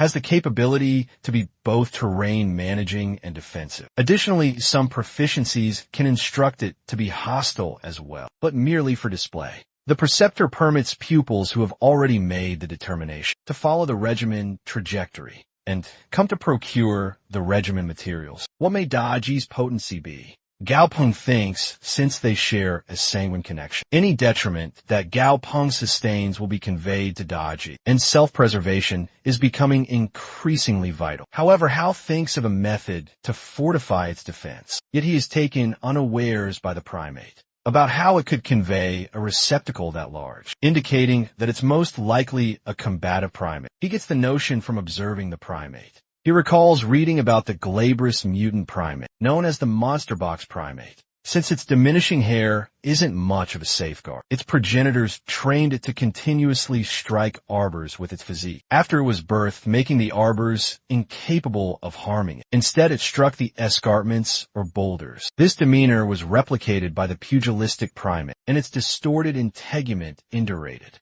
Following all of these occurrences, it developed substantial musculature and developed cicatrices that resembled an armor aegis. Even if it struck an escarpment, it couldn't get harmed right then. Gao Pong believes that by using this regimen approach, he may elevate the potency of Dazzy. Thus, he must select his regimen materials. The material that Gao Pong selected was a large mallet. He approaches Daosi and pledges to be kind and to obey him. He pledges them that he will never have to endure anguish again or see the large mallet again, and that this is the sole occasion he has to be in suffering. Dazzy endeavors to abscond because he is apprehensive, with the mallet in hand. Gao Pong pursues after Dazzy and eventually captures him. His hands were abraded, but a fortnight later they were fine. When Gao Pong awakens in the morning, he decides to slumber a bit longer because he has no regimen that day. But there was something that roused him. He awakened as Dazzy was famished. Gao Pong then pledges to prepare a matutinal meal for him. He first considers how his potency and celerity have improved, and how fortunate he is to have grown one magnitude larger, reaching rank 10, so it is not a squander to give him supplementary sustenance. Dummy has also advanced in rank. He awaits his repast while sitting adjacent to Dazzy. Gao Pong is truly concerned about providing sustenance for those two gluttonous eaters. Gao Pong's handset was on the table beside the dummy. A summons pops and Dummy's hand shifts and he receives it. On the summons, it was Lu Sunlin from Azure Aegis Protection Firm as its chief executive. He had given him a summons to discuss an accord that would aid him and requested to converse with him visage to visage about it. Gao Pong enters the Monster Breeder Bureau, and the attendant informs him that the visitor is awaiting him. In a reception salon, he hastens to meet the visitor. They meet, and the visitor believes the individual before him is Mr. Gao. Gao Pong then introduces the visitor as the chief executive of Azure Aegis Protection Enterprise, whose designation is Lu Sunlin, and invites him to his enterprise to serve as their monster breeder consultant. Then they decide to sit and deliberate. Gao Pong wonders why they selected him as the monster breeder consultant. He eventually realizes that despite their superior attributes, he does not comprehend why he needs to labor for such a large consortium as Azure Aegis Protection Enterprise, or why their principal has come to seek for him. Mr. Lu feels Gao Pong is quite unassuming. Mr. Lu asserts that there are two advanced monster breeders in the metropolis, but they are unable to engage their ministrations. One of them is the Director Chun of the Monster Breeder Federation, and his hands are already occupied from managing the Federation solely. How would he find the duration to be a consultant for such a minor enterprise? As Dazzy informs him that the other gentleman is Mr. Guosienlin, the #1 monster breeder, who labors for the administration as a full-duration monster breeder consultant. Other intermediate monster breeders choose Mr. Gao Pong over anyone else. Gao Pong reflects about it and says they can discuss the tariffs later, but had wished to append a few stipulations. If they consent to this stipulation, their vocational rapport will be unaffected. Gao Pong continues to state that he must attend institution Monday through Friday and does not wish to be disrupted during these intervals in case of an urgency. His second stipulation was that he might be a monster breeder, consultant, but not an exclusive breeder. For their enterprise, he can only ensure that it will not avail your adversaries. Mr. Lu concurs and provides him with a covenant that he believes would be suitable Gao Pong believes there is something peculiar about the covenant because there are no compulsory criteria, and the annual emolument of 50 alliance units and commission is incorporated. The commission is 50 alliance units for each of the company's fiends, mantises that he needs to cultivate. He feels this is an uncomplicated and evident covenant. That will avail him, however. He signs the covenant with no restrictions. The attendant arrives and proclaims that Mr. Ma has arrived. Seeing this, Mr. Li takes his departure and withdraws, thanking him for his collaboration and anticipating the future. When Mr. Liu arrives, he converses on the handset with an avuncular figure and says that Mr. Gao has chosen the non-full duration covenant and that there are so many monster breeders. But why should they select him? The individual on the handset says something, and he replies that he comprehends why. Thereafter, Gao Pong proceeds to the therapy chamber, where he notices that Mr. Ma has acquired another monster breeder, as previously deliberated. He was the Begonia semperflorens pixie from Monster Rank 3, which was a typical grade. It was composed of xylem and was in good fettle. It has two vulnerabilities, conflagration and electricity. To advance to the exceptional grade, he needs 100 droplets of netherrime and 100 years of xylem quintessence. He feels the flora is quite captivating and asymmetrical, with cerise patterns that emit a faint redolence. He questions if he truly desires to advance this pixie. Mr. Ma asserts that in a fortnight there will be a Flora Monarch contest, and he intends to contend for the title. Gao Pong believes that the Flora Monarch contest is not a comeliness pageant, but that flora are more favored than revenant creatures due to their therapeutic properties, and he cannot believe that this individual intends to enter a comeliness pageant, especially with the pixie he has brought. He believes Mr. Ma is a spoilt youth full of covetousness. The attendant believes that only females contend in the Flora Monarch event, so it's very dubious as to how a gentleman like him can contend for the diadem. The pixie takes Mr. Ma's hand, and Mr. Ma says he desires to get matters off to a favorable commencement. Since he believes in himself, he desires it to be joyful, which is why Gao Pong needs to advance it in order to triumph in the tournament. Gao Ping reassures him and tells him to entrust it to him. He tells him that the expenses are quadruple the sum, and the attendant delivers the apparatus, where he must swipe his credential to make the remittance. Gao Pong hands a material catalog to the attendant and instructs her to bring over the materials enumerated. The attendant concoys and appends that since these are standard provisions, she will go procure them forthwith. She gathers the articles, as he instructs both of them to await externally while he labors. Gao Pong does something and retrieves an injection like apparatus, grinning malevolently and telling the spirit to unwind, that it would only smart for a brief while, and that he need not be apprehensive. Mr. Ma and the attendant observe Gao Pong from behind the portal. Mr. Ma then endeavors to halt Gao Pong, but the attendant pulls him back and counsels him to remain composed for the welfare of his spirit. After a moment, Gao Pong permits them to enter, and they can perceive that the pixie has advanced to rank 4. It's an exceptional grade, and everyone is robust and joyful. It turned out to be exceedingly nice. Mr. Ma then lauds Gao Ping and embraces him, to which Gao Ping replies that he does not desire to be held like that. He embraces him with great elation. A creature companion was reposing on the ground, and it was accompanied by a very comely maiden, who was disheartened that she had failed to train the creature. Yet again, they assert that even if they pass the evaluation, they may not make it to the apex of the class. However, after commencement, they will most likely have a 9 to 5 vocation, and who discerns whether they will even be able to find labor. Everyone concurs that matters are going to be arduous right now. The maiden is now incensed and prepared to endeavor again, no matter what she pledges that she will find her classmate. Gao Pong for this regardless of what.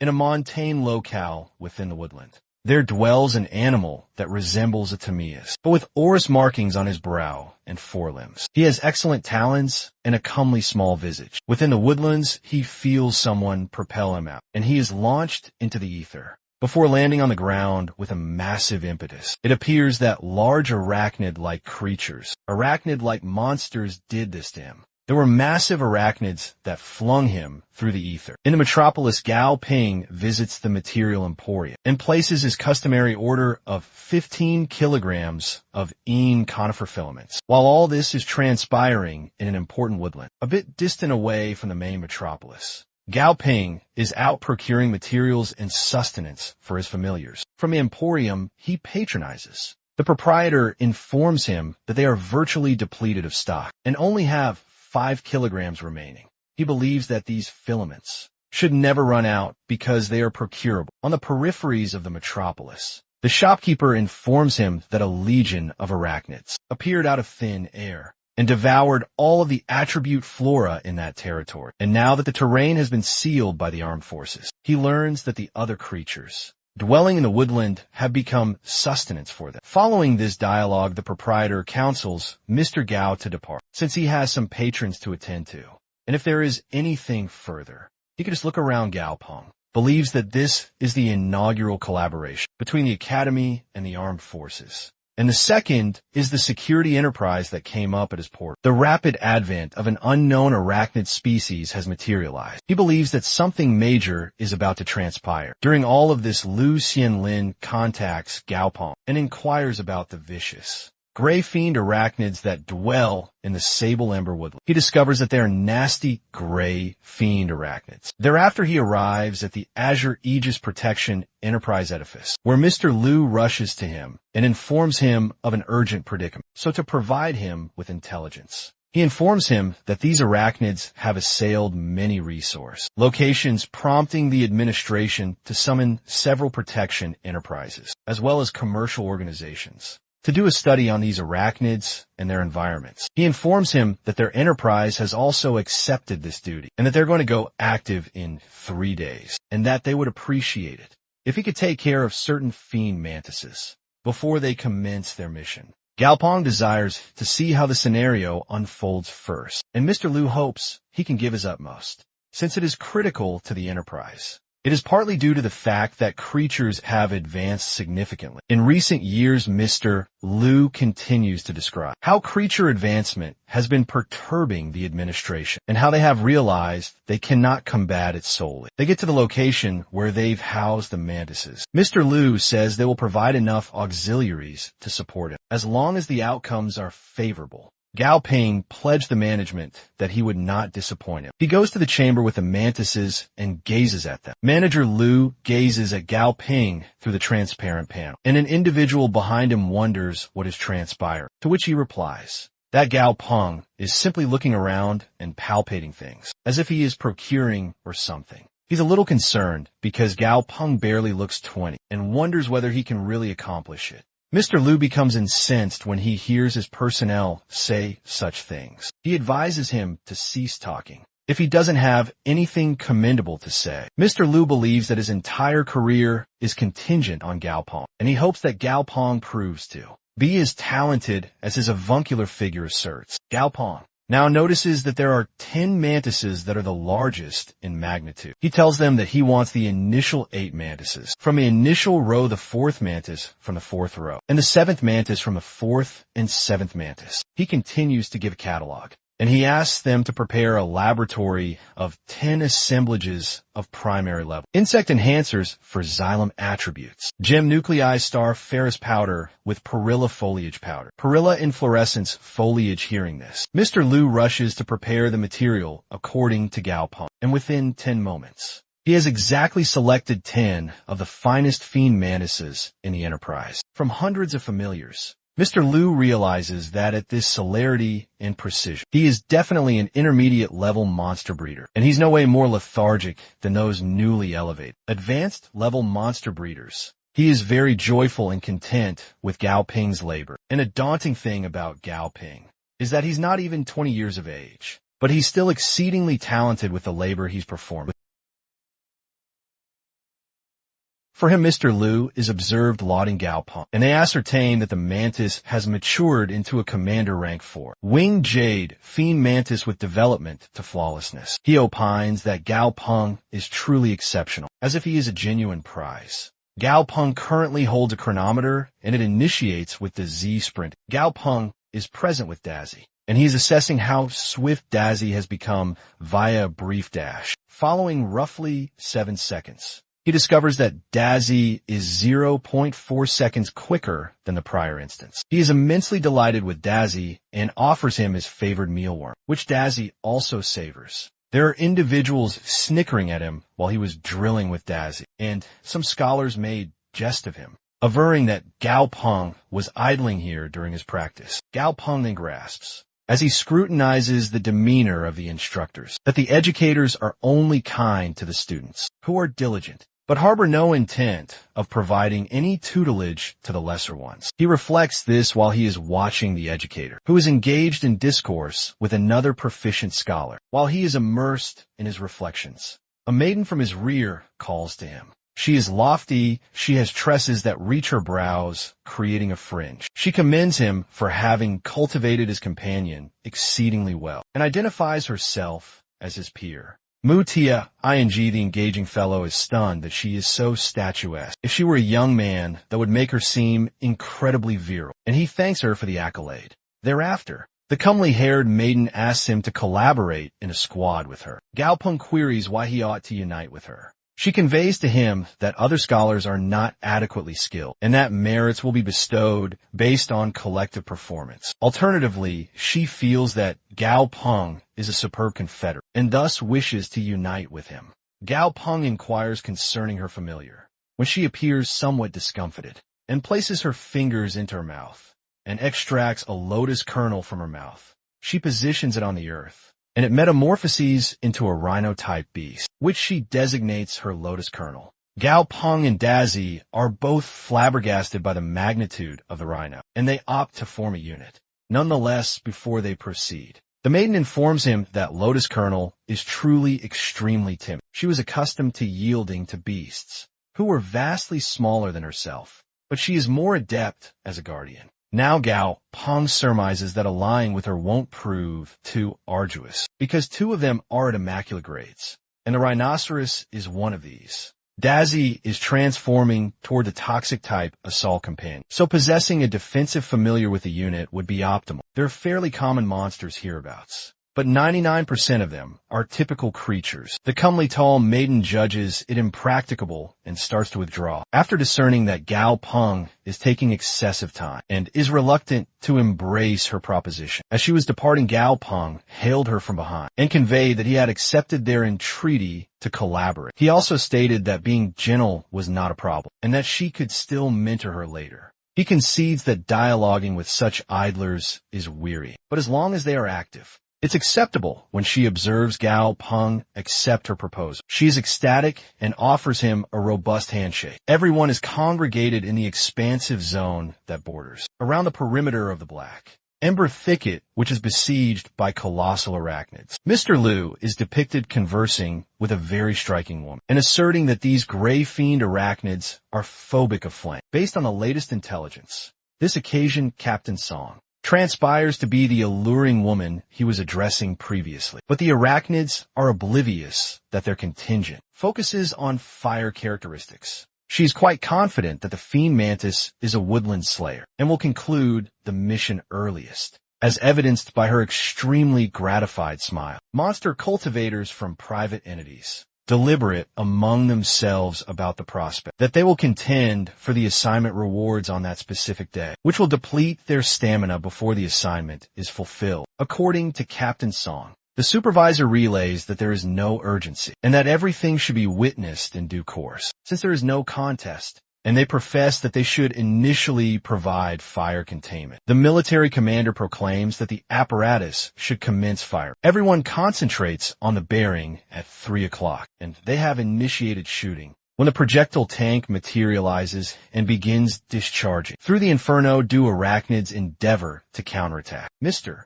Liu reckons that they still possess the capacity to unveil their flesh and endeavor to intimidate them, despite all of the conflagration, which you can term as profound devotion. Mr. Liu is cognizant that the objective of these fire arrays is not merely to unnerve individuals, but also to enfeeble the creatures, which would substantially aid the administration, owing to the institution's absence of gravity. Captain Song is quite vexed and extremely solemn. She exclaims to Liu that they possess 8 commander-tiered companions, but the other entities have only dispatched 3 or 4. He informs them that everyone is perpetually concealing something or other, and it is simply that Mr. Liu was very candid and had revealed his hand before anything even commenced. All of a sudden, a colossal beast that evokes a yeti materializes amidst the woodlands, diverting everyone and rendering them inquisitive about the sound. When a yeti creature becomes enraged, it rampages across the woodland, inducing terror and exodus. An eagle beast emerges from nowhere and engages in battle. With the Yeti beast, the inhabitants there name it the Golden Divinity, who is the paramount guardian in the armed forces zone, and they are thankful that the Golden Divinity has kept them secure. Feeling disheartened, the Yeti averts and departs after glancing at the Golden Divinity. People presumed they were about to expire, but the military head instructed the monster cultivators to hasten and gather the commander, who is irritated by the monster cultivators, is accosted by a blue crown man donning black shades. He reckons they can manage this independently. But the blue crown fellow tells him that they had to undertake this measure to cultivate monster breeders alongside themselves, since the globe transformed in an unforeseen, tumultuous manner. Consequently, it was vital to include non-governmental entities. At this juncture, the non-governmental entities, monster chieftains,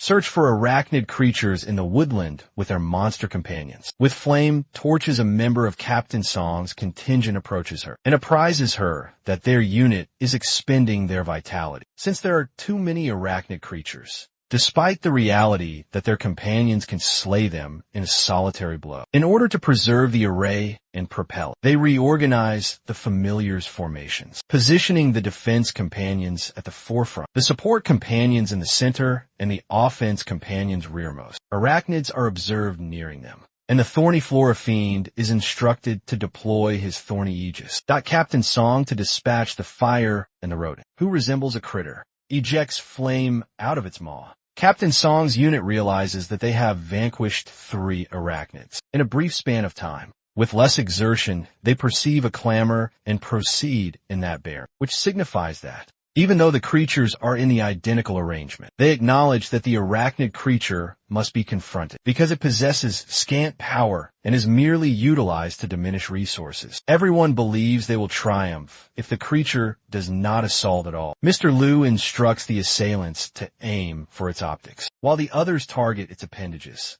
guaranteeing that if everyone confides in it, the remuneration will be apportioned equitably. When the combatants hear this, they commence executing the assault in the same fashion as direct, amplifying the assault's prominence. When a matriarch begins behaving erratically, Captain Song discerns that the crystalline film that shields the matriarch's optics is now absent and feels quite perturbed about it. They all swiftly come to realize that the matriarch was not genuinely feeble, but rather that she was undergoing a metamorphic process, and as a consequence, everyone now endures somatic and auditory distress due to the emanations from the matriarch's physique. The troopers and other functionaries were discussing how belated it was and why no one had reappeared when they noticed that someone was drawing near. They were all apprehensive of who it might be, so the army commander and the troopers directed them to assume their positions and prepare for confrontation. Mr. Liu, who is upon the mantis, shouts that it is he and that they should not fire upon it. The army hastens to him as he impacts the ground and queries as to why they are returning unaccompanied and what has transpired with the others coughing. He pauses to inquire as to whether the authorities dispatched them there with the objective of eliminating them. Additionally, he asserts that a female arachnid with lesser combat skill had transformed into the lower tier there. He is requested to compose himself and elucidate the predicament to the army head. He apprises them that during their reconnaissance of the cavern, they encountered an evolving female arachnid. It was gargantuan, and all they could do was observe as their comrades were slain. They even deployed their paramount familiars to complete their objectives, but they were unable to find them. Furthermore, he harbored uncertainties about the count of those who would endure. He is presently being interrogated by the army personnel. If these were the conclusions of their laboratory inquiry, as they were deliberating this matter, they observed that another individual had returned from the wilderness, with his head lowered and hands on his chest. If the arachnid monarch had pursued them there, the army commander inquires after vacating the zone. The man retorts that he is unaware of it, because they took distinct routes to escape. They ascertain that Lao Li has returned also. Lao Li apologizes copiously for not being able to safeguard Dolly and Al. They converse among themselves about how they would have identified the Arachnid monarch sooner, fortified it, and conditioned it, if they had only known that it was metamorphosing into a Lord-tier creature. However, they comprehended that it is futile, and that they no longer need to be anxious about it, because the Arachnid monarch's maturation has faltered. Gao Pong and Dazzy are together on the training ground. Dazzy is being conditioned by Gao Pong. While he was instructing him, a lad was present with his canine, and yelling at the canine to observe Dazzy's compliance. As he caresses Dazzy's head, he contemplates and understands that he must elevate both Dazzy and Dummy into the Lord tier as swiftly as feasible, because doing so would augment the probability of forging successfully in the Untamed. He would gain considerably by transforming them both into the Lord tier, as his renown would become widely acknowledged as a monster cultivator. Additionally, he would be capable of completing Young Gene's advanced monster cultivator assignment by then, and he will unquestionably continue to grow stronger as long as he adheres to that trajectory. He is cognizant that level 14 has already been successfully surmounted by Dummy. Dazzy has not finished all of his conditioning yet. Has attained level 13, he receives a summons from his classmate Mutai, who is clutching a tome. Gao Pong believes that since they have opted to collaborate as a unit, they should be suitably equipped. Additionally, he would be able to devise a strategy utilizing this volume. He peruses the volume Mutai provides. Gao Pong scrutinizes it, which encompasses data regarding the defense companions. The tome notes how iron, like resolve, is far more crucial than physical defense, and also numerous other vital details. He gave her a gentle pat on the shoulders, reflecting on how earnestly and how diligently she had been laboring. Just then, the public address system announces and summons all the scholars to convene. Before the dais, a register of names of ineligible scholars is recited by the educator, when the designations of those who passed and those who were dismissed are proclaimed. Everyone queries them how they were able to pass and how they were deemed ineligible, asserting that this was inequitable to them. The educators are articulating that they have been appraising their efforts over the preceding several weeks, and that it is not up to the standard that would have qualified them for it. Utilizing his device, the instructor calls Zhang Yi's name and inquires as to whether he relished playing. He recollects being perpetually engrossed with his device. The educator then summons Hula Tang, whom she used to slumber daily. She conceals her eyes in mortification, and the educator is very stringent, telling them that they can do anything they desire starting tomorrow, including napping in class or omitting even the most rudimentary condition, because there is no purpose or rationale to persist. The genuine trial is the subsequent phase of the conditioning. They would not only encounter misfortunes, but even injure their cherished ones if they were compelled to continue conditioning. With this nonchalant demeanor, everyone is flabbergasted as they learned that the second stage will entail actual engagement. A disagreement erupts between two scholars on how formidable their companions are and how they would indubitably vanquish one another's companions. Everyone can observe them amidst this pandemonium. They begin to wrangle about the yellow-tailed arachnid, professing it is merely a standard one and not especially potent, when the educator states that each unit must comprise 5 individuals and that their applied instruction will commence imminently. They instantaneously cease disputing. When they hear this, they both scurry to stand beside Gao Pong and tell others to select someone different, because they are already in the identical unit as Gao Pong. The two persons who had just been bickering over their monster companions were now extolling Gao Pong for desiring to be in unit with him for a very extended duration, arriving at Gao Pong's unit. The educator presents himself as Zhang Renbai, after declaring that he is the unit's educator for applied instruction. He inquires if there are any volunteers who would wish to come up initially. They are displayed an assortment of creatures by their mentor, and they must choose one to engage them. When the two men who had formerly been contending saw these beasts, they became unnerved and began to question if they could ever transform them. When they hear this, the mentor reveals to them another one, a level 10 glabrous blood hyena with a superb grade. It may not appear to be impaired, but because it is of superior quality, it is superior to the steel-bristled swine, and to cap it all, possesses toxin immunity. It harms also. This blood hyena is on Gao Pong's consideration. Gao Pong embraces the challenge of volunteer and reporting to the educator. He selects the steel, spiny swine that their mentor initially displayed to them. The swine is agitated, incensed, and irate. A confrontation erupts between Dazzy and the swine. Gao Pong notes that Dazzy is at a detriment during their skirmish, but he also perceives that the swine is envenomed and just marginally injured, since Dazzy has already delivered the toxin,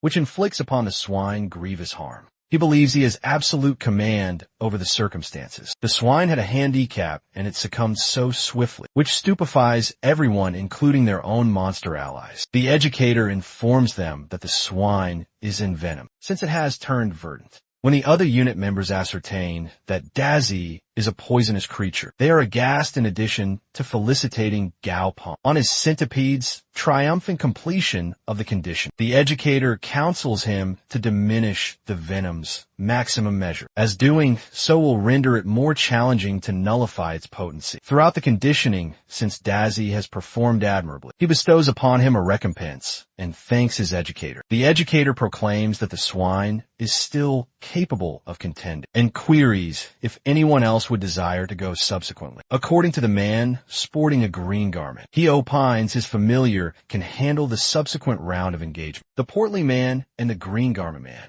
commence bickering about their master companions. Once again, at that juncture, the green garment man directs his yellow-tailed arachnid monarch to assault the swine. He is so assured that his arachnid will prevail that, just as he anticipates it will, it collapses and proves to be envenomed. He is informed by mutation that his arachnid poisoned itself, because not all of his companions discern that. His poisonous assaults are immune to toxin, even though the toxin of Dazzy is still within the swine's physique. The portly fellow begins to chuckle because it is comical. However, while they are disputing, he notices that his monster canine companion rushes to the swine to engage him. The portly one attempts to halt his companion, but to no avail. While mutation has some queries for Gao Pong, the educator heaves a sigh as he contemplates how arduous this unit is to oversee. Back at residence, Gao Pong thinks it's endearing and truly naive of Dummy to anticipate that sustenance would just appear mystically before the icebox. When he opens it, when his telephone chimes, he realizes it's the monster foraging consortium, and he presumes it's concerning the shot of spikes he requires. When he responds, he ascertains that the requisition has been cataloged and finalized, and he is requested to scrutinize the articles at the consortium. Before receiving them, he is now positive that his requisition has materialized, and he swiftly departs in his footwear to retrieve it, because if it is unavailable, he would have to alter Dazzy's evolution methodologies. He was being observed from a distance by 3 siblings. They were monitoring the consignment from the depot consortium all the way to Gao Pong's abode, because they conjectured he was the one who had expended a large sum on those Dao spikes, and that they were present to plunder him. One of the 3 siblings is apprehensive and queries if it is truly acceptable to proceed this far. They then surreptitiously infiltrate his apartment edifice at night time and squabble with each other on the ascent up the stairway. When they reach his portal and endeavor to unfasten it, Sister Tang, the charming woman who resides adjacent to Gao Pong, inquires of them why they are present, since it is already slumber time. The lads are fearful and wish to obscure the fact that they are here to purloin. So they proffer the pretext that it is too dim in the corridor, and they cannot discern the portal.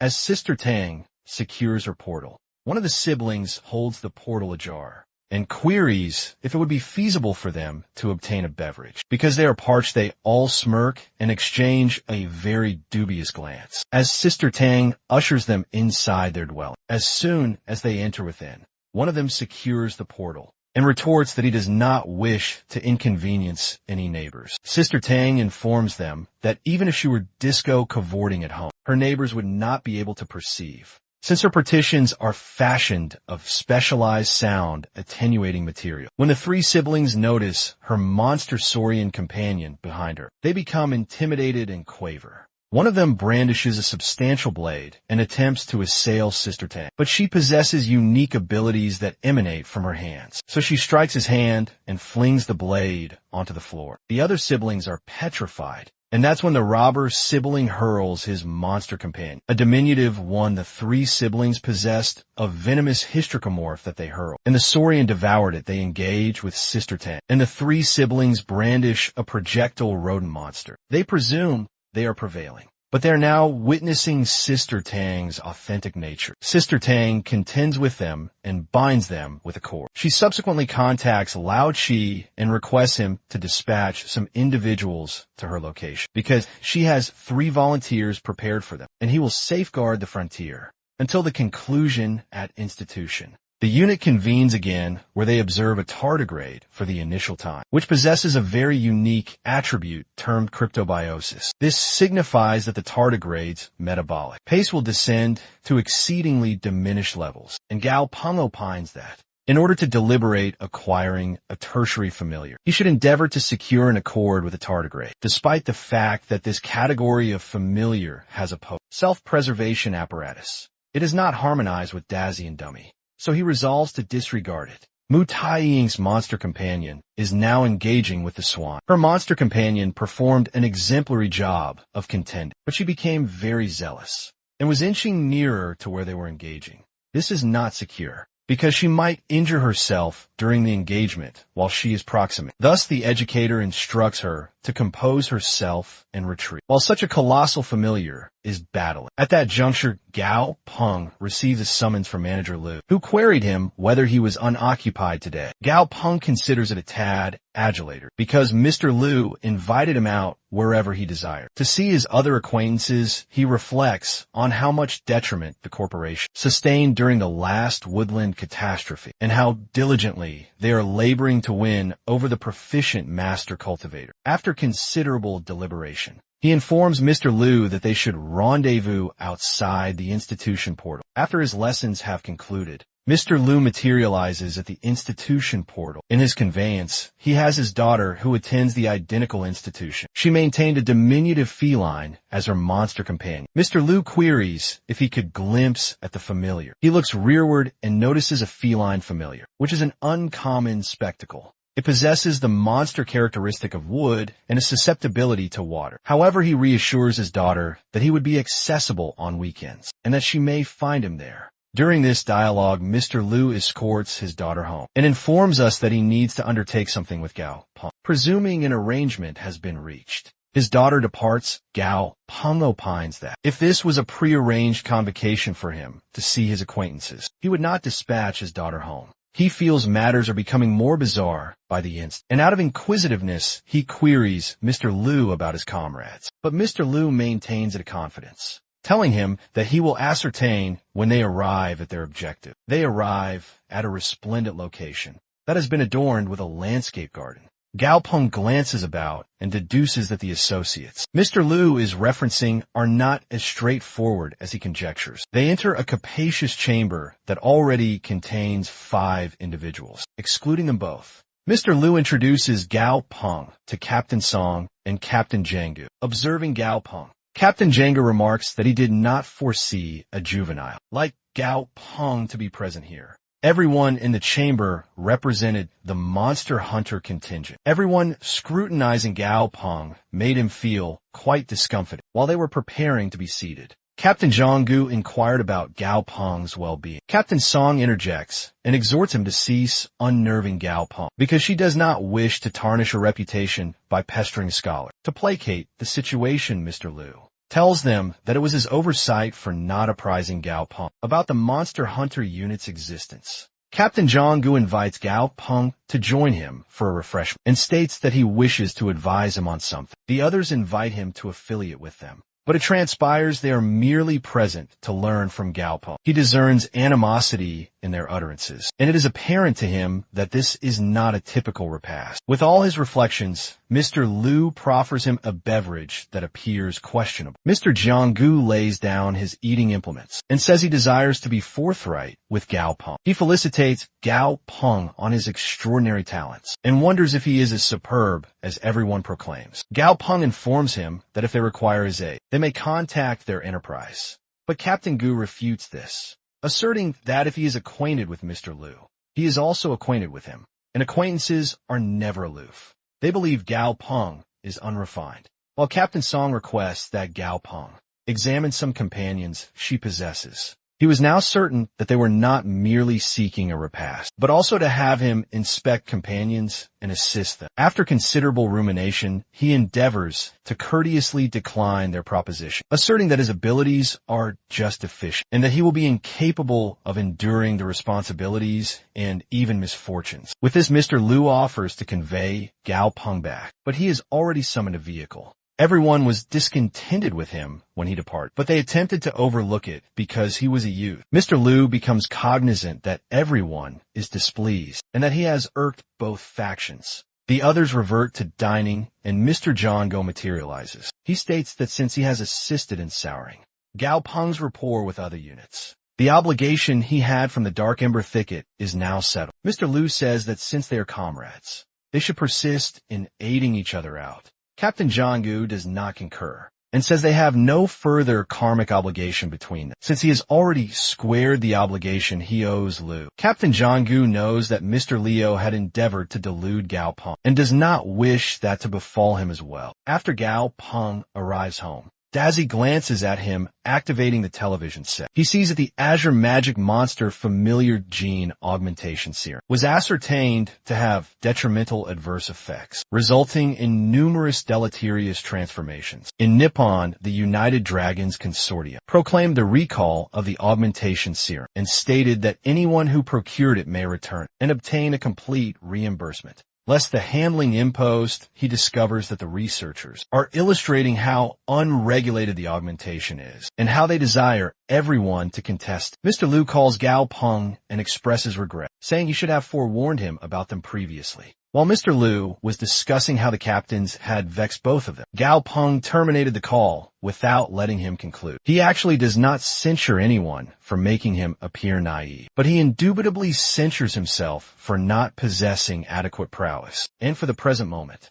he can do naught but operate according to the statutes. Concurrently on the broadcasts, they are announcing that the inaugural Yangcheng City Canine Monarch Proficiency Contest concluded triumphantly yesterday, and the contenders in the tournament hailed from Yangcheng. Rongqing and Pengqing, 21-year-old prodigy monster cultivator. Han Ning had secured the titles as the inaugural Yangcheng Canine Monarch. As documented, Han Ning was still a university scholar, a third year at the Yangqing Institute of Technology. Gao Pong realizes that in merely 3 annums, Han Ning had conditioned his familiar to attain the commander echelon, an immaculate grade, and must be one of the premier monster trainers. However, he also knows that it will not take long for him to reach parity. Over in the Fei Peng Familiar Workshop, he has prepared a concoction of diverse substances and has also brought along dummy. After processing it through a culinary device and blending it with some other reagents, he presents it over to dummy,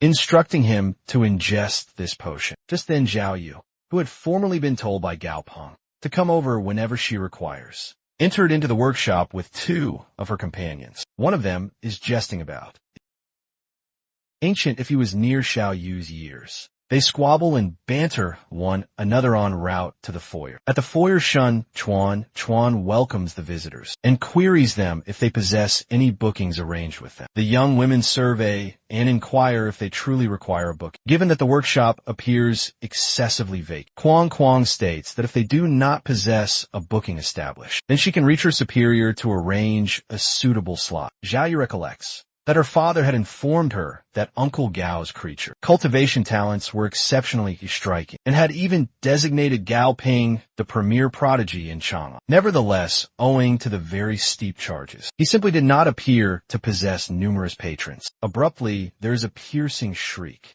and a bellow that is perceived from beyond a sealed portal. The 2 maidens are startled, and their physiques feel feeble and sore. Even the feline companion, that one of them is cradled, is petrified by the bellow. It is so alarming that they can hardly respire. All at once the entrances burst wide open. A grotesque violet-shaded companion with pallid, diaphanous hide emerges from the vapor. When the portal unseals, it is evidently a cranial revenant ape at stage 16. Possessing a legendary rank, it had also obtained a unique attribute, designated a sanguine filament core.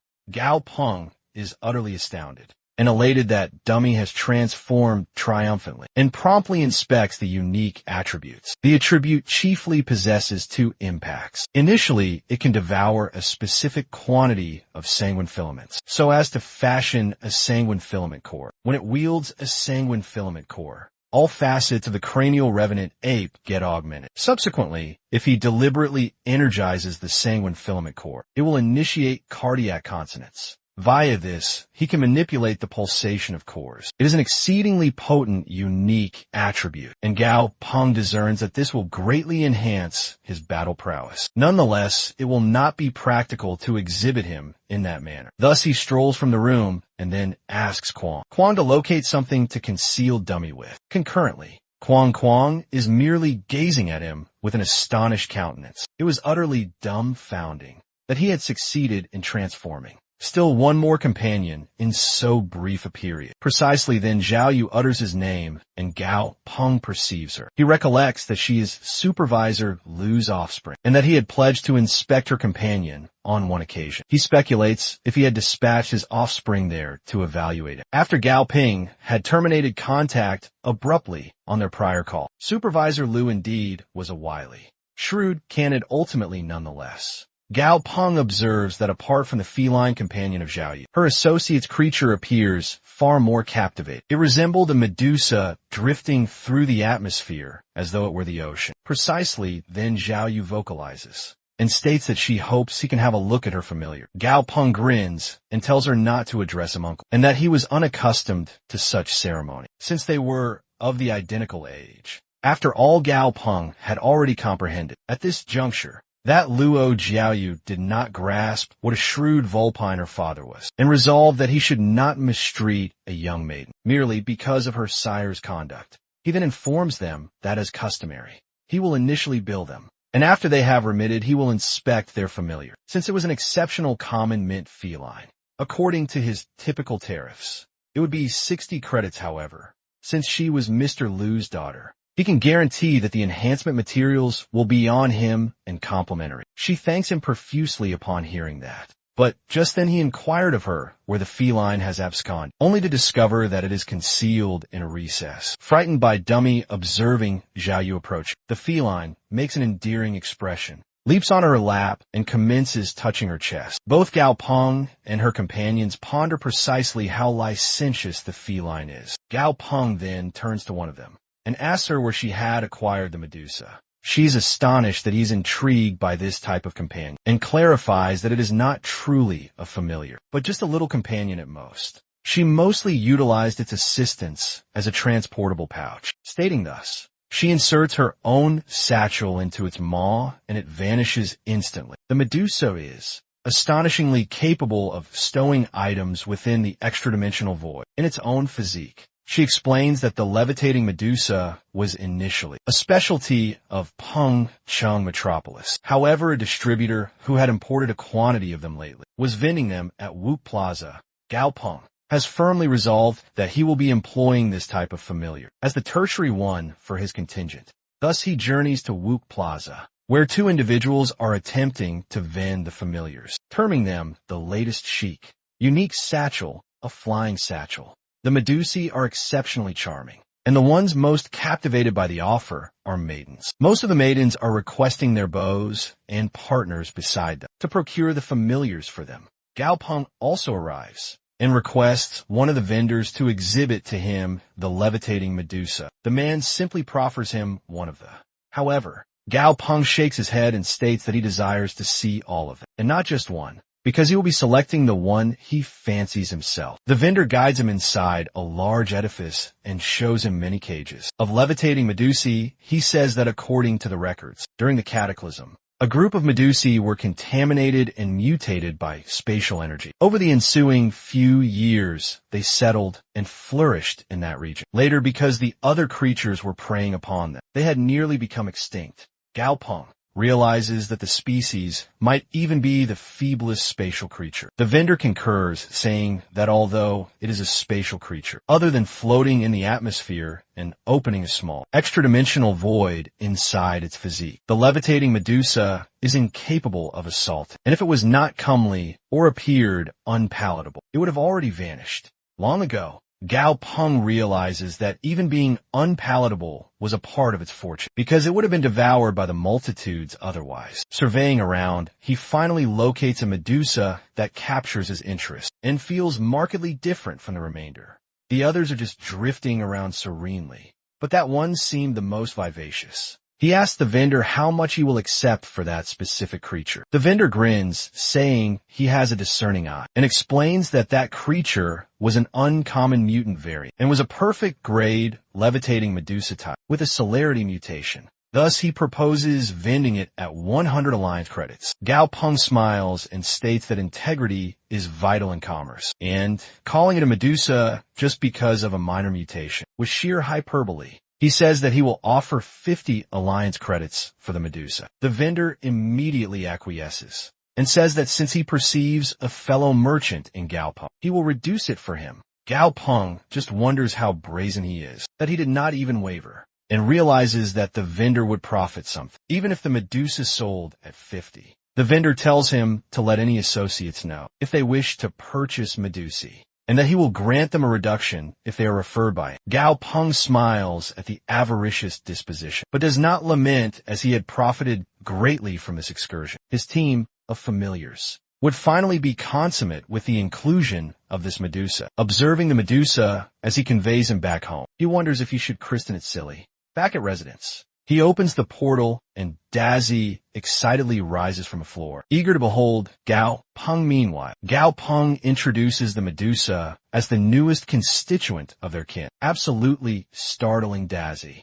Dazzy becomes envious and flees into another chamber and slams the portal in his visage. After reviling him out, Gao Pong wonders just when it had learned to become so covetous. Gao Pong is now irate and cracks his knuckles, thinking of how he is going to chasten Dazzy. He goes over and starts murmuring through the portal that he had procured Dazzy his favorite bread, mealworms and also poisoned artworms, mealworms and argent leaves. Furthermore, he had also publicized a notice to offer a high sum for an electric Commander Monster Core Gem to assist him. Level up, he had publicized the sum at 301 credit points. A whole surplus credit point more than the typical sum is adequate to sustain a family for their entire lifespans. Dazzy, who had been hearing about these amazing morsels and had been getting enticed to emerge the entire duration, finally capitulates. He opens the portal with a slavering maw. As Gao Pong asks with a grin if he desires to consume, Dazzy replies that he truly does. But just then Gao Pong elevates the food parcel high up and out of grasp as he declines to give it to Dazzy. This is the retribution for slamming the portal in Gao Pong's visage. Dazzy strives to reach the parcel,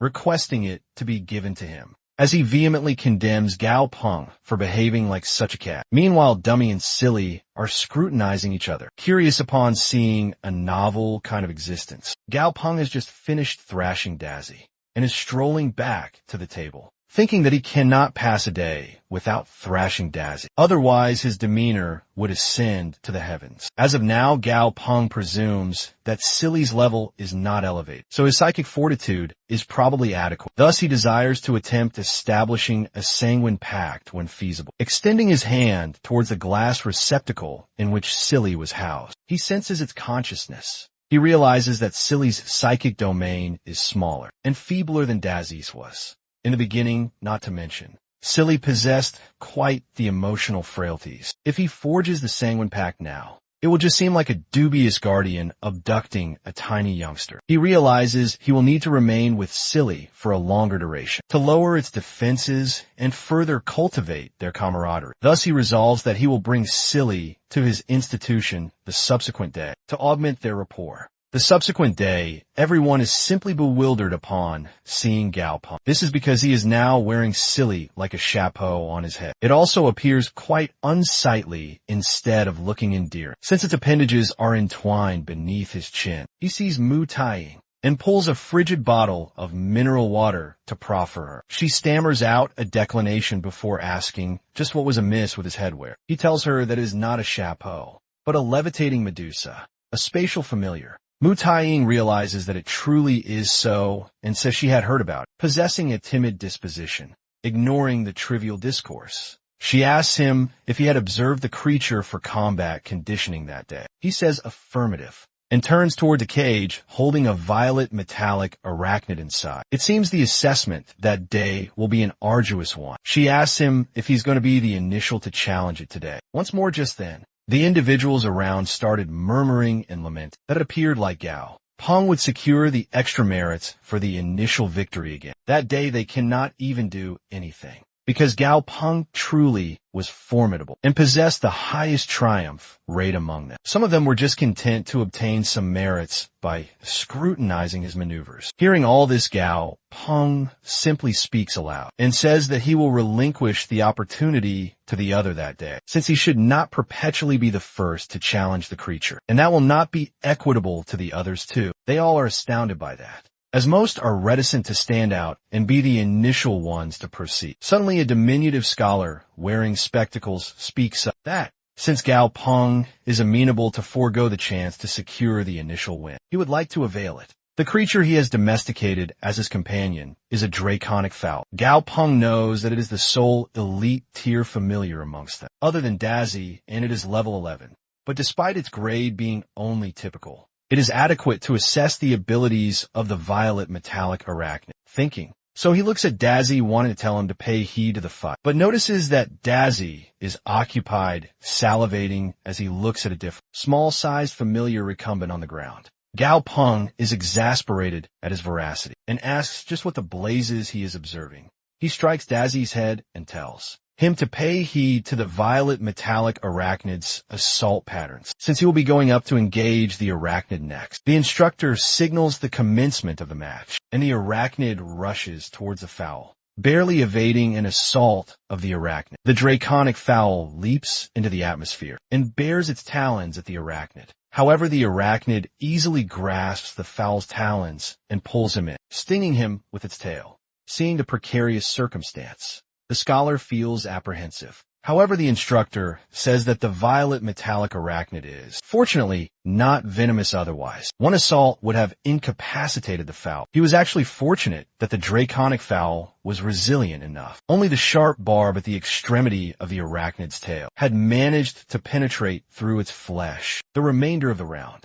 tail segment was not hard enough to inflict any greater harm. Just then there is a crimson glint in the fowl's eyes, as it delivers a potent peck at the arachnid's physique, piercing through its tough carapace, while the scholar, who is the fowl's master, exults, saying that he will be triumphant. Gao Pong has differing views and can see that the fight is not concluded yet. Although the fowl has pecked through the arachnid's integument, the arachnid has not yielded, and swings its limbs and strikes the fowl's legs, grievously injuring it. However, if even that was not adequate, the arachnid also strikes it directly in the testes, leaving the unfortunate fowl in tears as the spectators clutch their groins, feeling comparable pain just from the spectacle of it, before the arachnid can inflict any more harm. The instructor glares, and the white lupin creature of his in turn glares at the arachnid, leaving it intimidated and unable to continue. Meanwhile, the fowl seizes this chance to flee, weeping as he holds on to his fractured gonads. Seeing the foul master running away after the fowl, the instructor sighs and turns towards the scholars. He says that he knew some of them had been discontented lately, because Gao Pong's violet-backed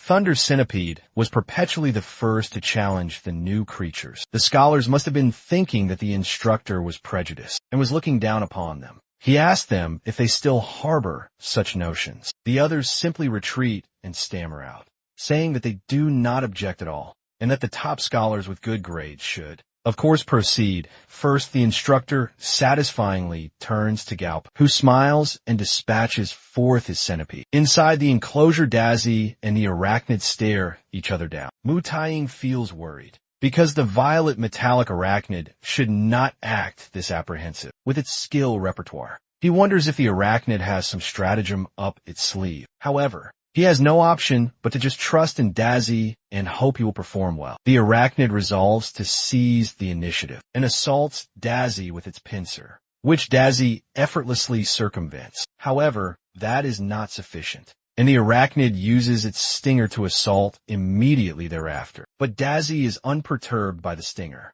and immediately counterassaults with a sweep of his own tail, finally landing a gash on the arachnid that enfeebles it. To conclude matters, Dazzy wraps its physique around the arachnid, incapacitating it and thus securing triumph. Mu Taiying is captivated by Gao Pong's familiar and also his faith in it, because even though Dazzy had been in a precarious position for a moment there, Gao Pong had not been worried in the slightest. He smiles and feigns that everything was within his anticipations, but only he himself knows about how apprehensive he had been. At those pivotal moments, one of the instructing personnel requests Gao Pong to recall his familiar back, as they did not possess many creatures that can be utilized as conditioning adversaries. Gao Pong is perplexed, until he finally turns around and sees to his dismay that the gluttonous rascal of a centipede was masticating on the arachnid gleefully, like it was his repast the audience. See the ferocious way in which Dazzy was behaving with the arachnid, and wonder if it is not completely domesticated yet, and whether they were secure or not. Gao Pong does not get incensed and merely whistles to summon Dazzy, who promptly trots up to him. Gao Pong remarks how he keeps ingesting peculiar things, and is worried he might get a gastric ailment. He asks if the nourishing and delectable mealworm is not satisfactory enough. The other scholars around him are unnerved by how he cheerfully wipes the arachnid ichor off of Dazzy's visage and call him supercilious. Mu Taiying hears all this and asks Gao Pong not to mind those simpletons. However, Gao Pong is not feeling very magnanimous at the moment. He speaks in a low but unwavering voice, audible enough for everyone to hear that at the moment all of them were engaging creatures that are held in enclosures, safeguarded by the instructor and the Argent Moonwolf, and thus have the heart to empathize with the creatures. However, when they are out in the untamed, they will not have such a prerogative, and the creatures will not care about them at all. He firmly proclaims that they are here to learn how to contend, and not to have a social gathering, and anyone with that kind of half-hearted learning disposition should just withdraw prematurely before the disgruntled scholars can counter. Their instructor intervenes and remarks that Gao Pong had indeed spoken the verity, and since the ambience felt appropriate, he had decided that it would be an opportune time to declare vital news. He tells them that they are more or less finished with rudimentary condition and can henceforth apply to the field training installation. The span of the conditioning will be 1 week, and the instructor has already coordinated it with the institution to permit for the participating scholar's absence. The instructor also tells them to first deliberate it with their progenitors when they return home, and informs them of the 5 alliance credit tariff. Some of them are very enthused to hear that after so long, they finally get to participate in a genuine engagement, while a few others are worried and uneasy, as their rudimentary conditioning is still not up to standard. Hearing that there would be a field training installation, Gao Pong realized that the administration was truly not conserving any expenditures on the conditioning initiative. Some of the scholars, however, are a bit taken aback by the tariff stipulation and ask if they cannot attend the conditioning for free. The instructor tells them that they can simply opt not to go, or they can seek out a privately operated field training installation. Scholars with more experience tell the others that privately operated training installations cost 20 whole credits for a mere week of conditioning, and that is just the admission tariff. It has to be augmented later to utilize various apparatus. The scholars who hear this feel a bit dejected and resolve that they will have to just solicit some from their progenitors. After all, the instructor sees their countenances and gives them further intelligence that other than remitting on their own, there is another method, that is to sign an accord with the armed forces, where all their conditioning tariff will be covered by the Alliance Armed Forces, in recompense for the scholars having to serve in the armed forces for 8 years, after which they can freely depart. In case the contract team manages to get into military academy too, then the time they spend studying in military academy will count towards the 8 years. As they hear this, Mu Taiying remarks that although 5 credits is not a substantial sum, it definitely was not an insignificant one either, especially for the typical household. Gao Pong calls the administration shrewd, because the scholars are not compelled, but given a choice to remit or serve in the armed forces. But either way, in the conclusion, it will be the administration who profits. The instructor then proclaims one last vital fact. If they apply, then they will need to secure mortality assurance as well. One of the scholars raises her hand and asks if she will perish securing it. The instructor smiles and explains that if they enroll for mortality assurance, it does not signify that they will perish. But if they continue to uphold that level of intellect henceforth, then they probably will. He explains that a creature trainer cadets' collegiate examinations are distinct from other examinations. So, it is optimal that they all make the best of this special condition. Opportunity, as everyone is discussing future courses of action to take. Mutaing bumps knuckles with Gao Pong as they resolve to go there jointly. The subsequent day, a conveyance transporting the scholars, who resolved to participate in the field condition, is accelerating down a dirt track, escorted by a utility vehicle. The different scholars are occupied doing their own activities, mostly admiring the splendor of the mountains and the various flora and familiars available in the untamed. All of a sudden, the conveyance screeches, and the scholars experience a jolt as they fail to maintain their equilibrium. The driver just grins, looks rearward, and apologizes for not seeing a boulder on the roadway and applying abrupt deceleration. He thinks that unlike the others, Gao Pong is unperturbed by this, but feels a bit irked that the elderly man was employing such stratagems because the scholars were being clamorous. He remembers how he had gone to converse with Sister Tang that morning regarding his journey, but she was nowhere to be located. He had knocked on her portal with no response, and had even attempted calling her. But to no avail. He knows that she is not so feeble, that anything grave will have befallen her. So he surmises it might be pertinent to the secret that she could not divulge to him about. Suddenly the conveyance jolts to a halt again, and this time the impetus is substantial enough to even disorient Gao Pong. When the scholars start reviling the driver again, he genuinely tells them that he is regretful, and it was not intentional this instance. Looking forward, they realize that they have finally arrived at the field conditioning installation. All they can perceive are colossal mountains,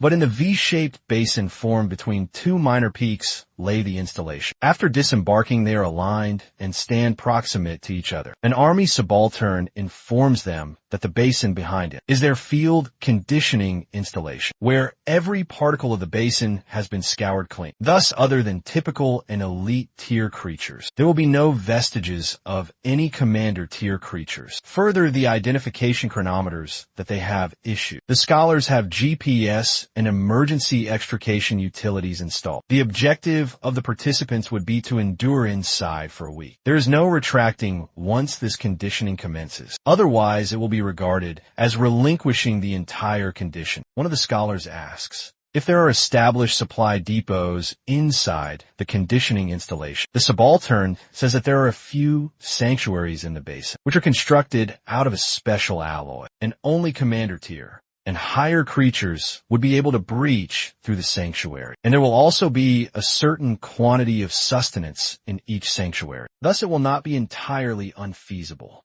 for the unseasoned scholars to endure in the basin for 7 days, and will solely hinge on how they choose to exist. Once it is time, the portals are unsealed and they all step in through it, going into the wilderness. The instructors exclaim through loud amplification devices and tell them to hasten and not to fret, because even if they get devoured by creatures, the soldiers will be able to locate them using the GPS in the chronometer. What would even remain of them if they were located after being devoured? While everyone rushes to head deeper into the woodland, Gao Pong is staring at an avian on the bough of a tree. When Mu Taiying approaches him to ask what he is engaged in, he looks up and indicates to the passerine. Gao Pong explains that it is a type of passerine that usually congregates towards humid environments, like a proximate body of water, and it is extremely perceptive to the presence of precipitation. These passerines usually fly to regions experiencing precipitation, hence are designated rain passerines.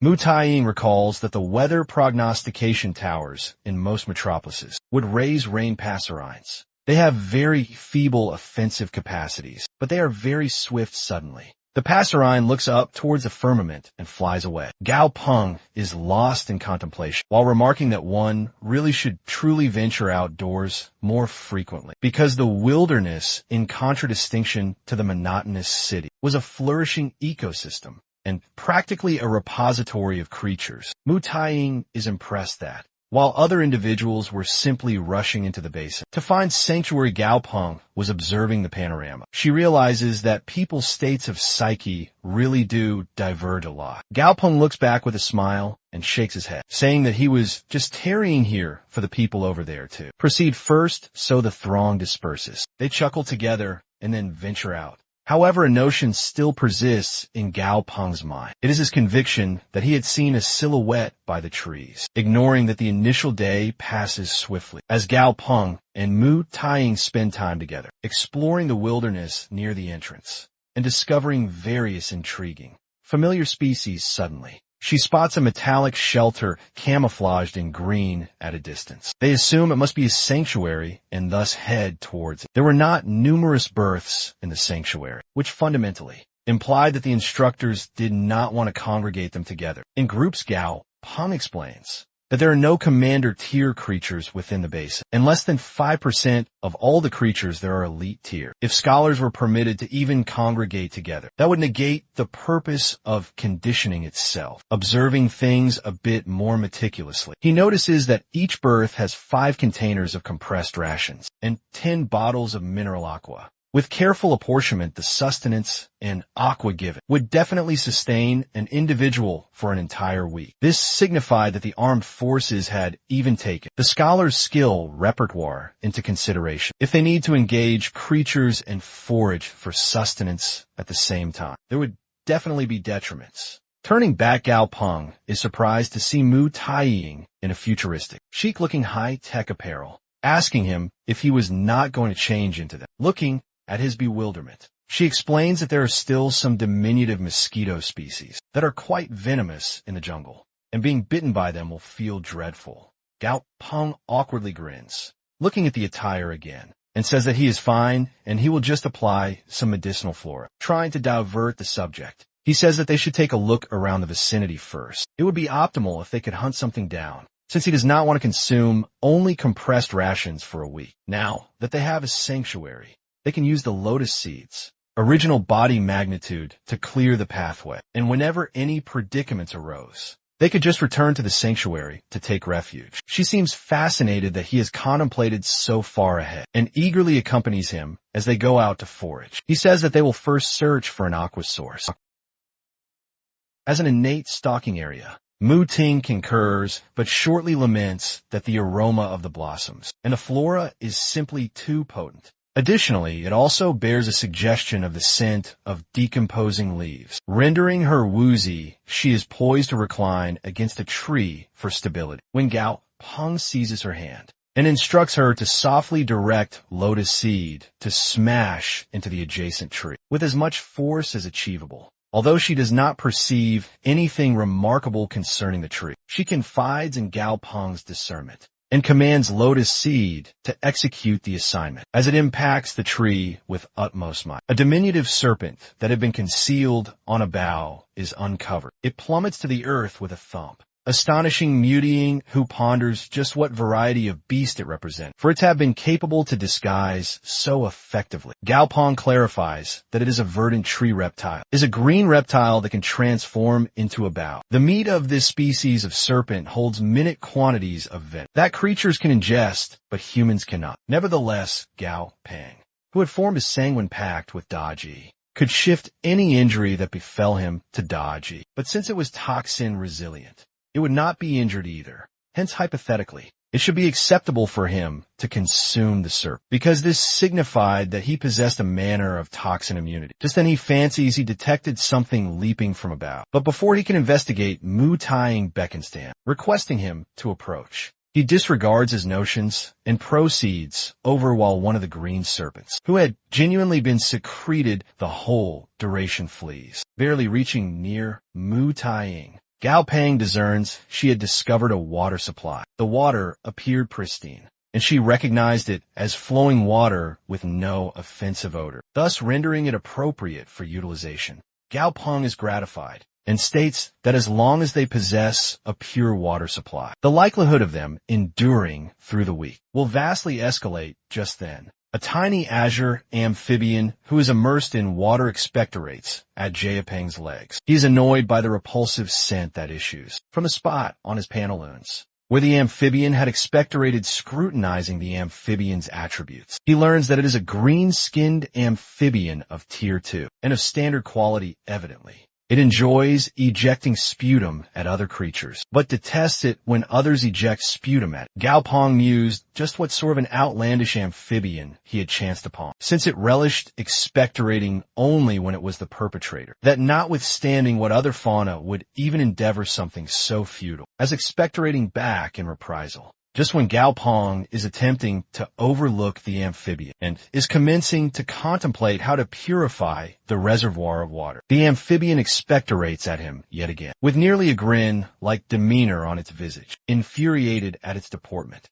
Gao Pong expectorates back upon the toad, feeling exceptionally proud of himself. He believes he had offered the toad an opportunity, but did not value it. However, at that juncture, the toad commences weeping and rib-biting, creating a commotion. Abruptly, there is not merely one, but numerous distinct rib bits of hundreds of amphibians in the reservoir. Mutiing pivots to Gao Pong as she voices her astonishment at the absolute quantity of toads within. Nevertheless, Gao Pong does not have an instant to squander, and promptly instructs her to begin fleeing. He clasps her hand and dashes out of there, before the toads can unseal their maws and discharge their sputum, all simultaneously as they abscond. Lotus Seed shields their posterior owing to his colossal physique, and they ultimately attain a secure remoteness away from the water, while they are breathless and endeavoring to recline. She queries Gao Pong if they are protected. Upon obtaining affirmation, she emits a sigh of respite.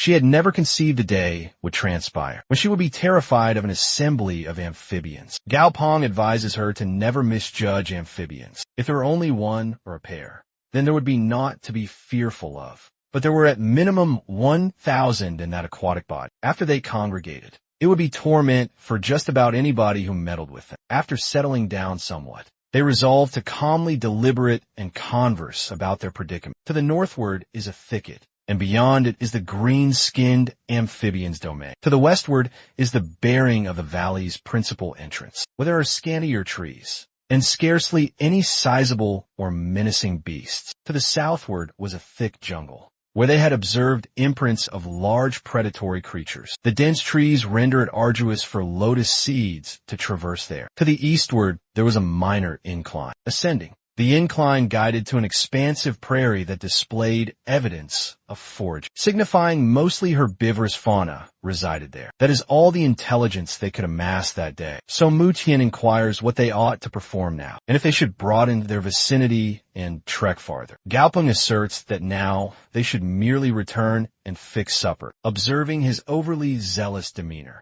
regarding returning back to the sanctuary. She feels disconcerted, but he persists to elaborate that they had previously engaged in ample exertion that day, and they would exhaust themselves on the very initial day if they were excessively anxious just when. Mutian informs him that they should likely venture out and procure something to consume. In that circumstance, he tells her that there is no requirement to do that. He displays the green serpent he had snared previously, and produces seasonings like mentha clove, the orris, stranded nutmeg, and the cerulean black herbage. She is incapable to determine whether to ask him where he amassed them from, or where he had cached them. He chuckles and declares that they always must be equipped, since they have to endure in the untamed wilds. Just as they are deliberating these, the coalition squad is presently overseeing all their endeavors through visual recorders inside a vast command center. The ambience feels tumultuous as the individuals scurry about and proclaim affairs like emergency calls, locate sanctuaries and other perils, or data that they need to maintain surveillance over for the welfare of the scholars. While this is all transpiring, at one alcove of the command center, a particular operative queries the one seated behind the console whether they were observing the prospective nominee that Jang Baron had referenced. The individual at the console states that it is assuredly him, and that his companion and facial characteristics all correspond to the portrayal. One of the operatives is rebuking him for fleeing from the skinned amphibians and possessing the indulgence of contemplating sustenance while retreating, while a handful others assert that it might be regarded as having a robust instinct for survival. The principal adjutant, who had briefed the scholars upon their arrival at the installation, comments that the operatives they were cogitating too simplistically. He reminds them that Gao Pong is merely a scholar who experienced a brief spell of instruction, whether it was the employment of landscape, the proficiency of endurance abilities in the untamed wilds, or possessing the determination to relinquish something that he cannot. Atena's exhibition had already surpassed those of other contingents. He instructs the operatives to keep a keen watch on him. Concurrently, Gao Pong and Mu Taiying have re-entered the fortification, only to discover that the fortification that they had located had become secure. From the interior, Mu Tian raps vigorously on the portal, requesting whoever is on the alternate side to graciously unlatch. However, a vocalization retorts that the dwelling is already occupied there, and those exterior should proceed to seek other sanctuaries. Mu Xining confers it with Gao Pong and informs him that no one might heed who was the initial one to uncover the sanctuary in the untamed wilds, and they can only attribute it to their own misfortune for encountering such individuals. Gao Pong attempts to ask the individuals inside if they can permit the pair to slumber on the floorboards. At the bare minimum, the individuals inside confer and query why they're even elucidating anything to the one's exterior, and vociferate that they should just locate some alternate place before dusk, before Mu Tian can become incensed at them. Gao Pong tells her that it is not meritorious. They will assuredly receive their due recompense from another. Shortly, Mu Tian composes herself and resolves to turn about. But just then, she perceives that Gao Pong has genuinely not budged from that location. At all contrarily, he has pivoted back and is now advancing towards the dwelling portals. She observes him affixing latches on the portal from the exterior and is astounded he even possessed latches on him in the premiere instance. Noticing her perplexed, he clarifies that he had procured it from the sanctuary. He states that it had been resting beside the table, and he had conjectured that the instructor had desired them to utilize it to fortify the portal in order to augment their security. Thus, he had conceived of placing it in his satchel before they ventured out, and it transpires it proved beneficial after all. The armed forces operatives who were observing their actions from the visual recorders erupt in laughter, seeing that he had gleefully secured the other contenders inside. It was a truly diverting stratagem that led them to believe that he was as sagacious as a primate. The adjutant who had briefed them at the outset inquires of a superior regarding his perspectives on Gao Pong. The superior, who possesses keen optics, states that he is mightier than the typical scholar. However, the genuine spectacle is yet to unfold. Nighttime has descended, and Gao Pong and Mu Tian are still traversing along the pathway, contemplating how to endure in the untamed wilds after sundown. Without any stratagem, there are creatures everywhere, and they reckon they should proceed in a distinct direction and anticipate they can discover a sanctuary. Little do they realize that peril is concealed around the bend, nearer than they surmise, even after trekking for quite a duration. They are unable to locate a haven,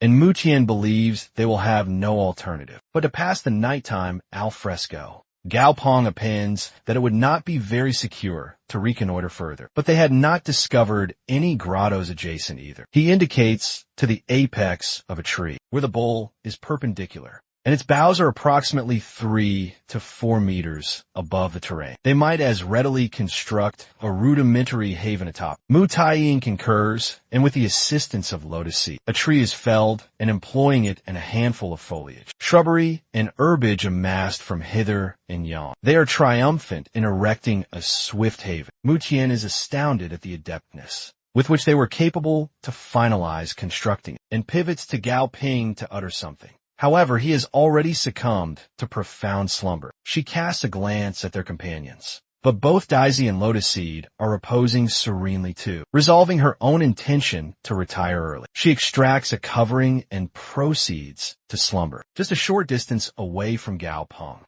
Unbeknownst to them, sinister optics are gazing at them, pondering how these two simpletons could bivouac in the untamed wilds without igniting a blaze or organizing nocturnal vigils. They appertain to a damsel with ebony tresses and crimson optics. She opines that she should impart to them a tutorial, since she was already present. However, before she can undertake anything, she detects a being approaching her way at a very swift velocity. As the sable beast bounds across the dense woodlands, its optics radiate bright crimson, leaving a swath of agitated undergrowth behind. This is no commonplace beast. It's an umbral shadow feline. It's being emanating an atmosphere of peril. An eerie crimson-eyed figure conceals behind a tree bole, observing with fascination as the feline advances. The figure contemplates whether Gao Pong will be capable to repel the feline's assault with his developed aptitude. Given the creature isn't exceptionally formidable, the feline materializes from the obscurity, its snarls intensifying as it nears the tree, where Gao Pong and Mutiang are reposing for the nighttime. Lotus Seed, Mutiang's devoted companion, perceives the peril and leaps into motion, its oracles erect and its optics glinting with consternation. The companion's frantic ululations rend the nocturnal atmosphere, disrupting Mutiang's profound repose. Massaging her optics, still befuddled, Mutiang interrogates Lotus Seed on what's occurring, her vocalization tinged with apprehension. Before she can obtain a retort, Gao Pong exclaims, cautioning her to dismount from the tree. Mutiang doesn't vacillate, casting aside her covering and impacting on a Lotus Seed's dorsum. The collision is jarring and she falters, striking her visage against the companion's robust structure. Restoring her equilibrium, she queries with Gao Pong about the circumstances. He motions toward the tree. Before them, his optics riveted onto the feline's incandescent crimson optics. Dazzy, Jaeping's companion, is already assuming position for confrontation, its physique low to the earth. Mutiang's gaze trails Jaeping's, and her optics dilate as she absorbs the feline's threatening figure. She proclaims in bewilderment, asserting that the creature either ought to be an umbral type or shadow type. She executes a query through her records, notifying Gao Pong that the feline's potencies remain indeterminate. She doesn't neglect to state that the martial prowess of such creatures is superior during the nighttime. She proceeds to inquire of him whether they should engage or abscond. Gao Pong scrutinizes the creature intently, deducing that it is a standard grade tier 15 Dark Shadow Panther. He proposes that presenting their posterior to it will galvanize the predatory drives of the panther, which they absolutely do not desire. His utterances are truncated as the panther lunges into motion, its fangs revealed and talons protracted. The rapid onslaught catches Gao Pong unawares, and he precipitously summons Dazzy to assail the panther. The companion retorts instantaneously, jolting the panther and immobilizing it. Witnessing Dazzy's onslaught, Gao Pong smirks confidently, cognizant their tutelage hasn't been futile. Despite confronting a beast superior to its tier, Dazzy manages the panther with facility. Dazzy's acute appendages incise through the panther's physique, leaving it lacerated and staggering. The panther withdraws, its optics surveying the environs for an egress path. But before it can execute a maneuver, it perceives a being behind it, a being that makes its ichor run frigid. A squamous, verdant constrictor materializes from the umbra, its amber optics riveted intently on the panther. The panther trembles and endeavors to abscond, but it is excessively tardy. The constrictor's mandibles distend wide and in one rapid motion. It ingests the panther entirely. Gao Pong, Mutiang, and their companions are flabbergasted, and they swiftly execute a retreat away from it, eager to elude the lethal serpent's detection. Their petal extremities pummel against the woodland floor as they flee, the gloom of the timberland appearing to intensify and become more threatening with each stride. The colossal verdant constrictor gazes at the absconding Gao Pong and Mutiang. However, instead of opting to give chase to them, it resolves to pivot about and forcefully chomp at a bough of the tree, fracturing it off the enigmatic damsel who had been scrutinized. Gao Pong had leaped away from where the serpent had assailed. She gazes at it, appreciative that it was quite astute, else her concealment would have been compromised if they had clashed. Resolving not to participate in it, she flits away, vaulting from bough to bough. Concurrently, the Stalker Corps have become apprised about the variant, colossal jungle constrictor, and have conveyed it to the adjutant, inquiring if they should neutralize it. The superior detects this, and before the adjutant can retort, the superior, who is evidently the chieftain, informs them that there is no necessity to accord it any attention. It is of a mild disposition, and its aggressive potency when commencing assaults is not formidable. It will merely be another crucible for the scholars. He possesses a steadfast visage as he proclaims that if they cannot even manage a crucible of this magnitude, then they should just abandon proceeding down this avenue while they still possess the chance. The lieutenant concurs and states that Commander Tan was voracious. However, he still directs the operatives to have the Oris Raptor unit on alert for extrication. If an individual activates the crisis extrication signal, then they are to mobilize forthwith.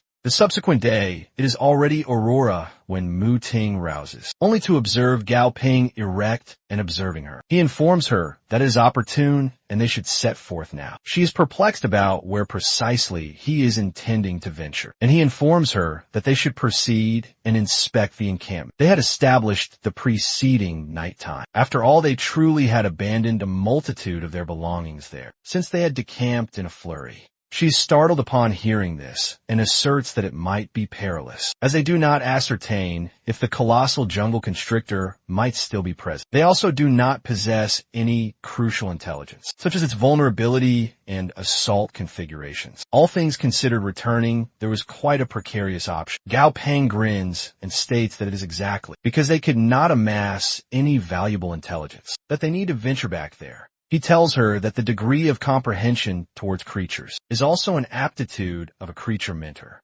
and such arbitrary fragments of intelligence could even preserve one's existence. Eventually, the epoch they used to inhabit had transformed. Terra was no longer a tranquil realm, and the specter of demise was imminently hovering across humankind. One would only grow feebler if they persisted in exercising caution. After articulating his piece, he pivots and commences ambling away. She resolves her mind in a flash and tells him to tarry. She queries if he is contemplating maneuvering Dazzy out of any vexing predicaments, and accentuates her significance too, observing the condition of the trees in the passage near their former encampment. Muqian remarks that if they had not retreated swiftly enough, then they would have fared more poorly than the trees. Muqian notifies Gao Pong that she will be exploring in an alternate bearing, and ambles off on her own illustrious, gem-like relic embedded inside the demolished remnants of a tree. Captures Jiapeng's focus. Upon nearer scrutiny, he realizes that it is the timber spatial nucleus, a spatial characteristic substance. Timber spatial nucleus is a pivotal component for Silly's metamorphosis, but Gao Pong has never known of it being vended in emporiums. It was as if such substance had no actuality. However, this day, Gao Ping uncovers the rationale behind the quandary. It transpires it is in fact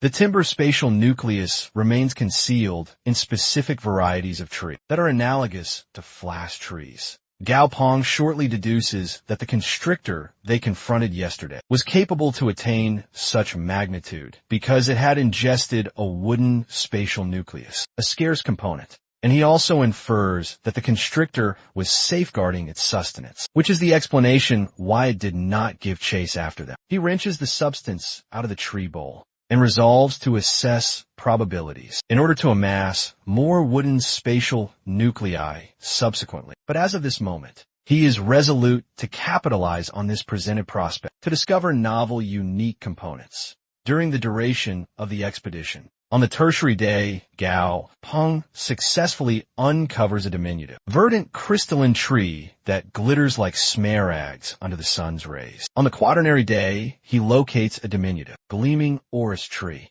and requests his companion to convey his discovery to him up from the cragland, since it is beyond his grasp. On the Canary Day, he pinpoints amethystine crystals and zealously gathers them for subsequent employment. The Scenery Day also progresses by the identical current, and ultimately on the Septenary Day, the chieftain proclaims to the assembled cohort of scholars that they have triumphantly surmounted the tutelage and designates all of them exceptional contemporaries. He also notifies the scholars that the provisional chronologies for the next unified tutelage in the Vale have been established, and also remarks that the scholars who have participated in the antecedent tutelage can enroll in the subsequent one gratis. He announced a recess of 3 diurnal periods, anticipating that the scholars would have acquired abundant proficiency and erudition from the tutelage. Hearing the chieftain, all the scholars commence leaping with elation, formulating agendas for their respites. Gao Pong, on the contrary, extracts his telecommunication device to apprise his sibling Tang about the culmination of the tutelage and the respites, however stands dumbfounded. After perusing the dispatches about Lotus Congregation on his portable display, everyone imminent in the Chang'an Metropolis Hub Promenade is occupied, hearkening to dispatches about the impending contagion that may convulse the entire populace. The newscasters narrate about the confrontation in the northward and advisories, proclaiming that everyone is now at the vanguard of the confrontation. However, presently, the Chang'an Armed Forces contingents have halted the Arachnid congregation, exterior to the foremost lines. Reposing on the divan inside his dwelling, Gao Pong hearkens attentively to the dispatches, which notifies that, according to the inquiry executed by the Superintendent Feng of the Chang'an Creature Cultivator Federation, these creatures designated DS foliate acridids are exceptionally of conflagration and employing that vulnerability. They have been triumphantly restrained them for the interim. The dispatches also remark that the congregation is gauged to be around myriad in quantity, each of them being at minimum 30 centimeters in extent. The predicament doesn't resonate well with Gao Ping, as he commences to fret about it when abruptly his telecommunication device chimes. The display illuminates Superintendent Feng, prompting Gao Ping to forthwith accept the summons. Gao Ping salutes the superintendent over the summons with a smile, as he obtains an inquiry from the alternate end, questioning about his re-entry from the tutelage encampment. Superintendent Feng proceeds to inform him that the armed forces has dispatched over a consignment of a novel variety of insatiable Oris toads and desires them to elevate their classifications. So he beckons Gao Ping to come over to the Federation the subsequent day, guaranteeing him about the emolument. Hearing Superintendent Feng, Gao Ping inquires of him whether the armed forces intends to utilize the insatiable Oris toads to contend with the Arachnid congregation, hearkening to what Gao Ping articulated.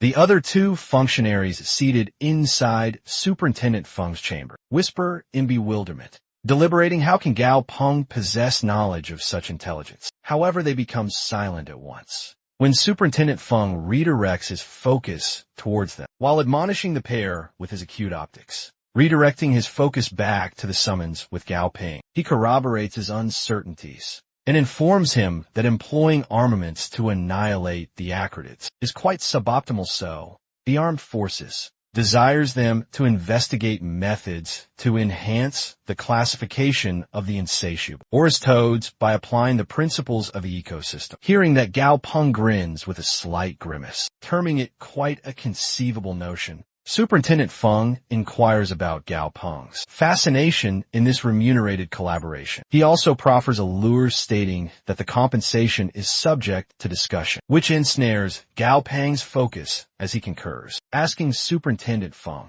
if it is feasible to alter the compensation to a commander echelon voltaic-type creature nucleus gemstone. Feng retorts, candidly informing him that such dealings are proscribed. However, he possesses liaisons in the armed forces, so it shall not constitute a predicament.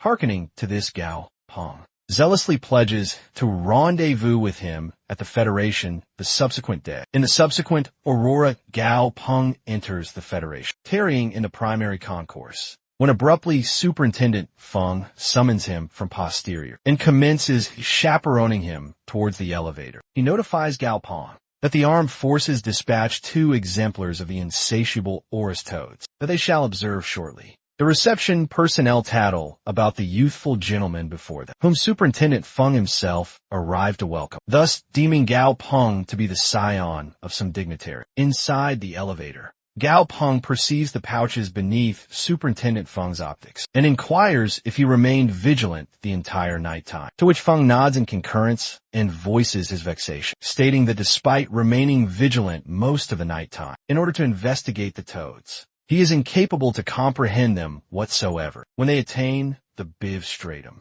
Gao Pong is rendered mute by the immense expanse, while Superintendent Feng ushers him to their laboratory. He then guides Gao Pong near a diminutive enclosure that confines an insatiable Oris toad behind gratings observing the toad gap. Pong remarks that insatiable Oris toads transmute from ceratophrys amphibians. They possess astounding saltation capabilities and are of tellurian characteristics. An operative investigator summons Gao Pong procuring his focus. He furnishes him with funiculum-perfumed barbecued acridid brochettes, and courteously petitions him to nourish the toad, as this is the insatiable Orus toad's preferred delicacy. However, the operative investigator and Superintendent Feng are left diverted when Gao Ping seizes the brochettes and crams the barbecued acridids in his maw, as he commences extolling the marinades utilized in preparing barbecued brochettes, while consuming the acridids as if it is a banquet. The toad in the enclosure croaks irately. Upon witnessing Gao Pong taking a morsel out of the brochette, Gao Pong placidly snickers and states he was merely tasting it before proffering it to him. Witnessing the toad ingesting the entire brochette completely, along with the metallic spindle, he is captivated. He pivots to Superintendent Feng and inquires of him which characteristic of the toad they desire to augment. He informs Gao Pong that the armed forces yearns to augment its bulwark and also its capacity to process substances. Augmenting aggressive capabilities was not exceptionally crucial, but welcome nonetheless. He escorts Gao Pong over to observe the outcomes of his inquiry that had been progressing lately. He had discovered that the insatiable Orus toad possessed a rather commendable proclivity for two characteristics. Specifically tellurian and igneous, he had sampled a fragment of the toad's integument and melded it with diverse igneous characteristic substances, and had ascertained that its tissue has a high proclivity with igneous. In Phalaenopsis lianas, the tissue had exhibited no indications of non-acceptance when igneous. Phalaenopsis liana decoction was administered to it, but igneous Phalaenopsis lianas possess a very subdued igneous characteristic, so they were not depending on that information as adequately precise. Gao Pong apparatus has previously informed him that there is an avenue that utilizes igneous Phalaenopsis lianas as an auxiliary component. That avenue of metamorphosis is also towards the igneous characteristic, and he would just need to adjust the concoction somewhat. He proposes the superintendent to tackle this distinctly. The superintendent inquires if he has already conceived a notion in this brief span of duration. Gao Pong states that they can perceive the insatiable Orus toad as the principal nutritional component, and the igneous Phalaenopsis lianas as a condiment. But the zest of igneous Phalaenopsis lianas is not potent enough, so it is arduous for the zest of the condiments to imbue the toad. In such a circumstance, they can contemplate an alternate culinary method, such as employing a mightier component or cooking it with greater caloric energy. Director Feng senses that there might be a clue in Gao Pong's utterances, and instructs his aide to retrieve the crimson-faced fiend capsicums they still possessed in the repository. While the aide is dubious, he still performs as directed after the components arrive. Gao Ping proclaims that the fiend capsicums appear like they have been excellently conserved. Shortly, Director Feng commences concocting the metamorphosis elixir. Upon observing the deep crimson hue signifying potent attributes, he requests his aide to procure for him additional components, and after substantial endeavor, it is ultimately finalized. Detonates, thereby nullifying the concoction. The superintendent requests his aide to analyze the ichor and ascertain why the metamorphosis had miscarried. After a swift examination, it is determined that the rationale for the toad detonate is that it assimilated excessively of the igneous constituent, and the detonation was a consequence of clashing potencies. There also appeared to be a plethora of unintegrated igneous constituents in the tissue and ichor. The aide endeavors to articulate that, predicated on the outcomes of antecedent trials, there could have existed a prospect for triumph if they had merely modified the recipe and the quantity of substances employed. In this instance, if the potencies are jarring with one another, then it signifies that they did not amalgamate with each other whatsoever, which implies that the trial can be proclaimed an utter fiasco. The superintendent asserts that it is still excessively premature to ascertain whether this methodology was erroneous or not, and that they should conduct a few additional trials and amass more intelligence. When the aide attempts to gainsay anew, the superintendent instructs him to just procure another assortment of components and not be recalcitrant even during the subsequent and tertiary trials. The recipe simply culminates in a fiasco. The other investigators in the chamber surmised that there is either something amiss with the recipe, or that what the aide was endeavoring to articulate was factual. It is at this juncture that Gao Pong intervenes and informs the superintendent that they have already essayed so many components that terminated in fiasco. This incites him to opine that utilizing the fiend capsicums as the solitary primary component is inadequate, and they should likely incorporate another component. While it is an audacious notion, Gao Pong tells him that since he has trusted him once, it should be permissible to trust in him one additional instance too. Superintendent Feng ponders just what Gao Pong intends to employ as the other primary component. Gao Pong grins and utters the designation of umber pliable earth. It is a Tellurian characteristic, earth in substance that possesses the qualities of humidity and is of een constitution. He states that they can have the insatiable Orus toad ingest in order to safeguard its visceral organs. After that, they can incorporate some passerine sputum timber to the roster of auxiliary components for the fiend. Capsicum timber fuels conflagration, and conflagration begets terra directory. Fong comprehends and resolves to attempt it. After meticulous experimentation, they astoundingly discover that the constituent has triumphantly integrated into the tissue. This instance and the quantity is considerable. The superintendent is utterly gratified with the outcomes they have realized. This instance, Gao Pong states that they should likely advance with the vital examination. Since many of these components must be ingested, they will not genuinely ascertain the outcomes until they can experiment on animate subjects, even though they have never excised excessive tissue, and they sedate it each instance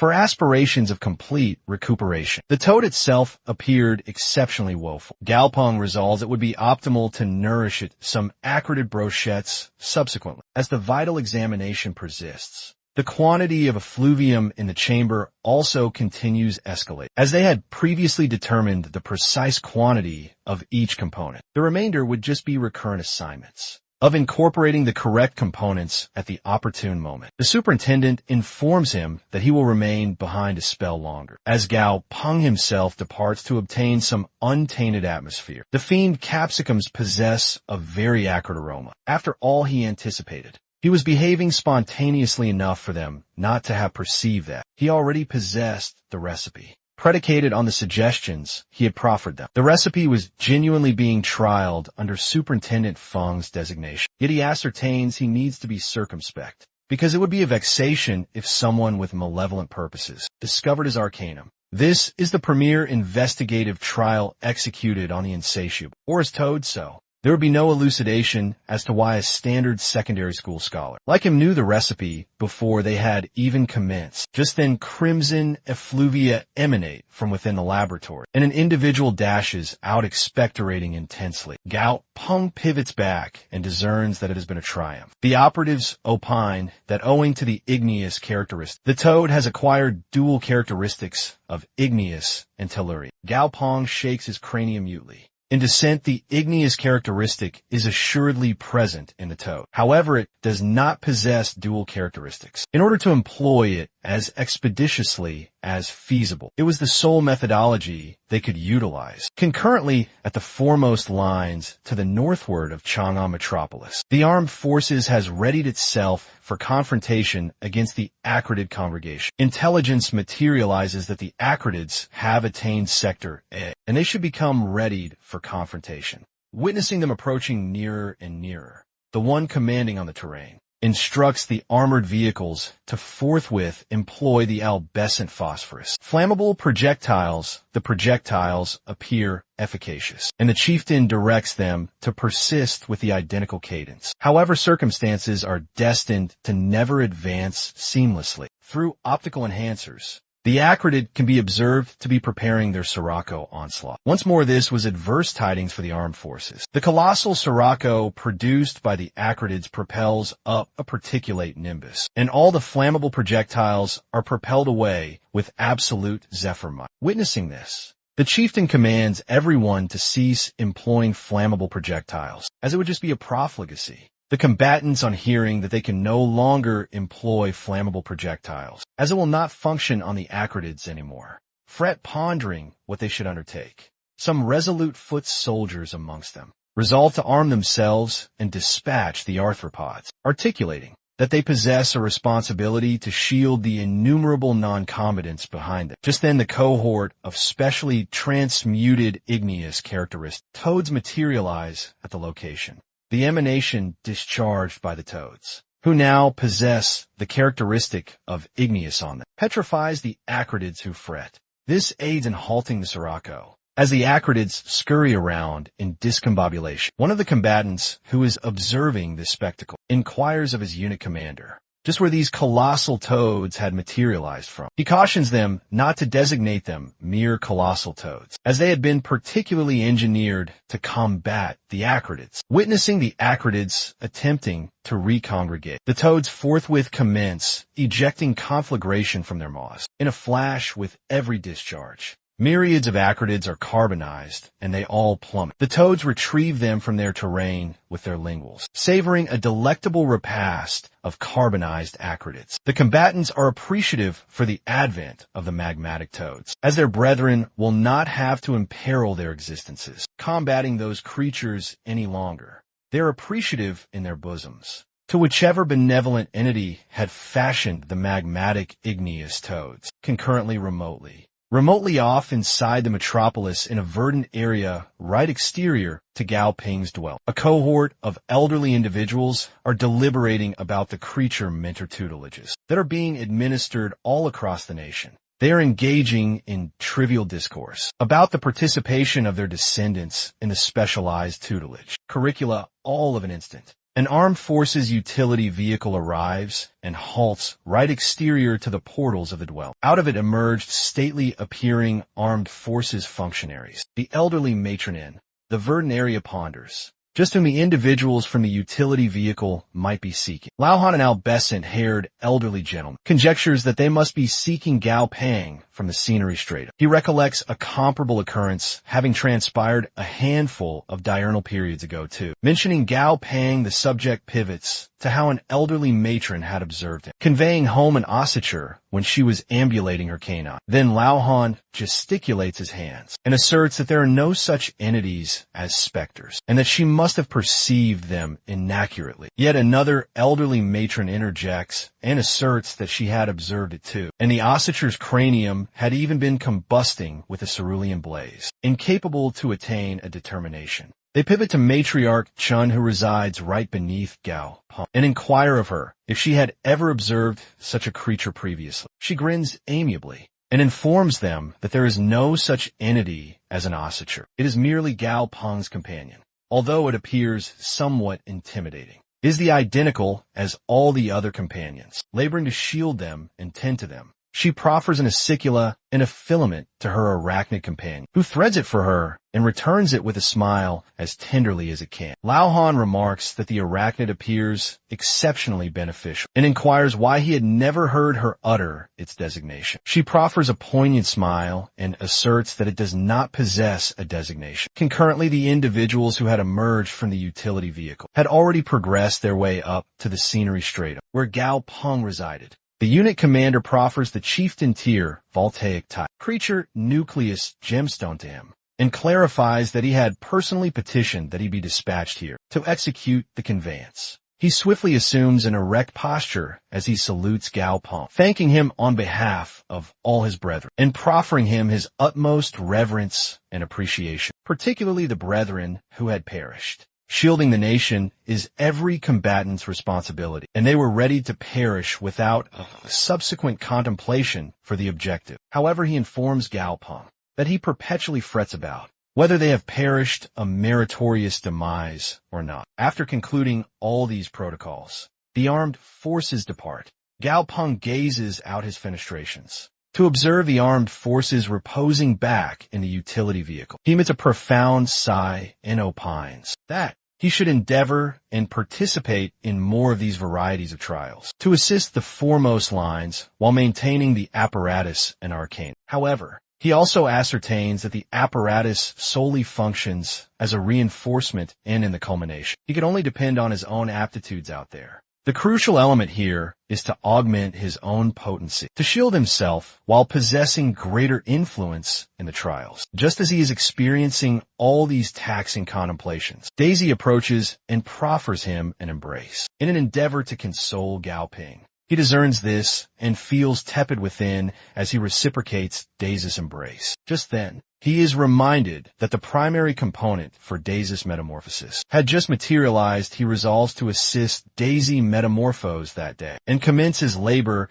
concocting a nauseating amethystin broth. The broth genuinely appears like it could envenom just about anything. It was something that felt precarious to even contact. However, this very brew was what he was intending to nourish Dazzy. Dazzy feels perturbed by the semblance of the broth, but he resolves not to articulate anything and ingests it. After inhaling one waft of its nauseating perfume, the vessel plummets to the floorboards, fragmenting as he relinquishes his grasp of it. Abruptly, fulguration inundates through Daisy's physique as he stands perpendicular. However, contrary to how Daisy had anticipated to emerge, appearing gallant from this eruption of fulguration, he transforms into a smoldering mass of seared scolopendra. Solicitous for him, Dummy prodded his cranium as if obtaining a sudden notion. He proceeds over to the icebox to procure his preferred herbage and endeavors to nourish it to Daisy, opining he might feel ameliorated if he consumes it. However, there is no response, and Gao Ping pats Dummy's scapula, stating that they should likely permit Daisy repose by himself for a spell. With a perplexed demeanor,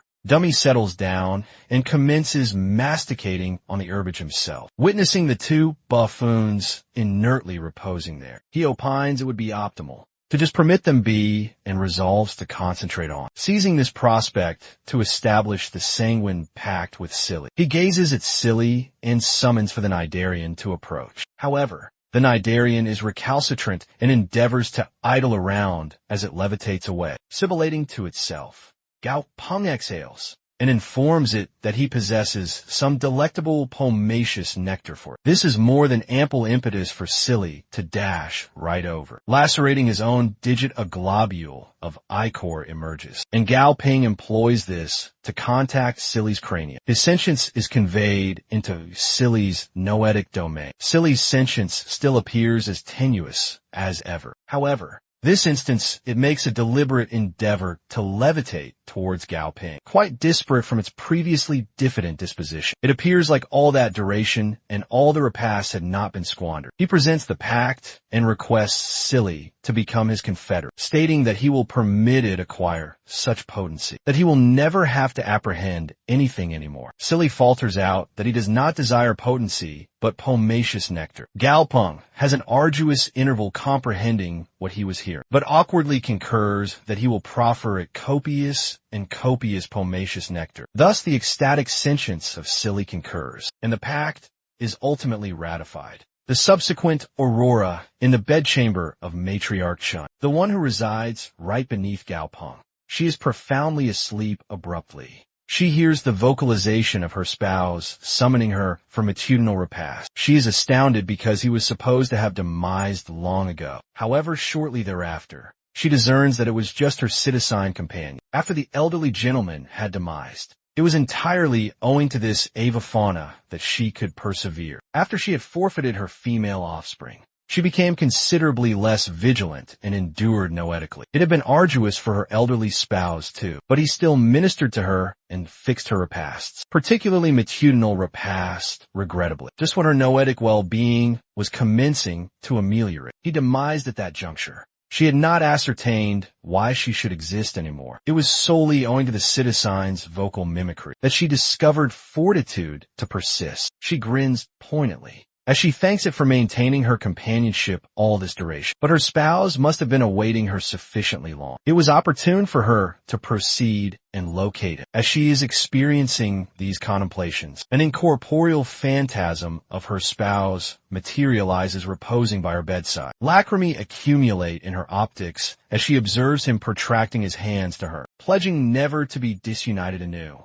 As she observes herself clasping his hand, quiescence descends over the chamber. Matriarch Chun was no more back in Gao Peng's chamber. He is reposing profoundly, When he hears that Zay producing peculiar vocalizations and exclaiming agonizingly, repeatedly and repeatedly, Gao Pong arises, solicitous about what is transpiring, and ponders if something went awry with the metamorphosis itself. That is when he perceives that Dazzy has just sprouted a novel set of dentition, and is astounded to discover that a Scolopendra can even sprout novel dentition. In the premiere instance, the apparatus animation informs him that Dazzy is already a consummate great, but he is in the phase of sprouting novel dentition. Gao Pong discerns that the Scolopendra's genetic makeup might have altered. After its metamorphosis, he discerns that its present configuration cannot be assessed employing conventional wisdom anymore. He pats Dazzy on the cranium, instructing him not to be apprehensive, and that it is an agony that he must endure. Incapable to return to slumber anymore, he summons Oversilly and ponders which auxiliary avenue he should select for it. He could opt with either auxiliary or deadliness. If he employs timber spatial nuclei as the primary component, it would metamorphose into a timber ethereal nidarian that is dual characterized with both recuperative and spatial capabilities. However, if a spatial type creature could develop and mature it, then it would be capable to cultivate terrifying, deadly capabilities too. Relinquishing the aggressive avenue for the auxiliary avenue is somewhat unpalatable to him, but if he selects the aggressive avenue, then he would need to expend substantial vitality and currency. It would just be more expeditious if he selects the auxiliary avenue. After much deliberation, he ultimately resolves to opt with the auxiliary avenue and metamorphose Silly into a timber ethereal nidarian. After he becomes mightier, he will be capable to nurture any variety of companion, but possessing one that befits his present necessities is much more crucial. He ambulates out of his dwelling only to observe a throng exterior, and he ponders just what the tumult is all about. The individuals in the throng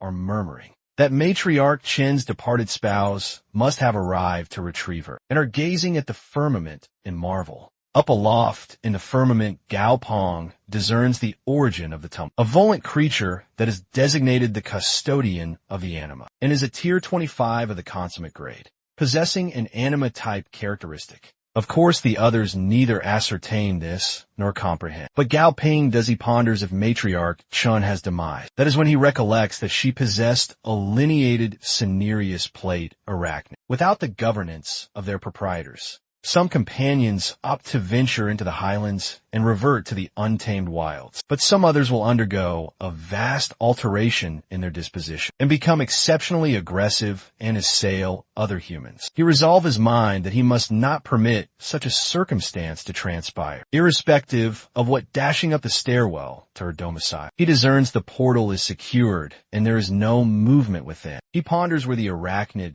could be secreted, only to recollect his antecedent precarious confrontation with it. Pivoting around, he discerns it secreted in an umbrous recess of the plafond. Witnessing the Arachnid, Gao Ping does not vacillate, and forthwith makes a noetic summons for Dazzy to approach him. Dazzy materializes in a flash, encircling around Gao Pong shieldingly, as he emits a formidable emanation. The feline recoils in apprehension and plummets. It does not comprehend why, but recollections of the elderly matron, who used to tend to its surface in his mind. She had informed him that she would be perishing of senescence shortly, so she simply could not establish a pact with him. She was regretful she could not designate it, but ascertained that if she did, he would not be capable to encounter a novel proprietor. Gao Pong at the juncture has ambulated up to the Arachnid, and is now patting its cranium like a diminutive companion, stating that it must have been exceptionally apprehensive. All this,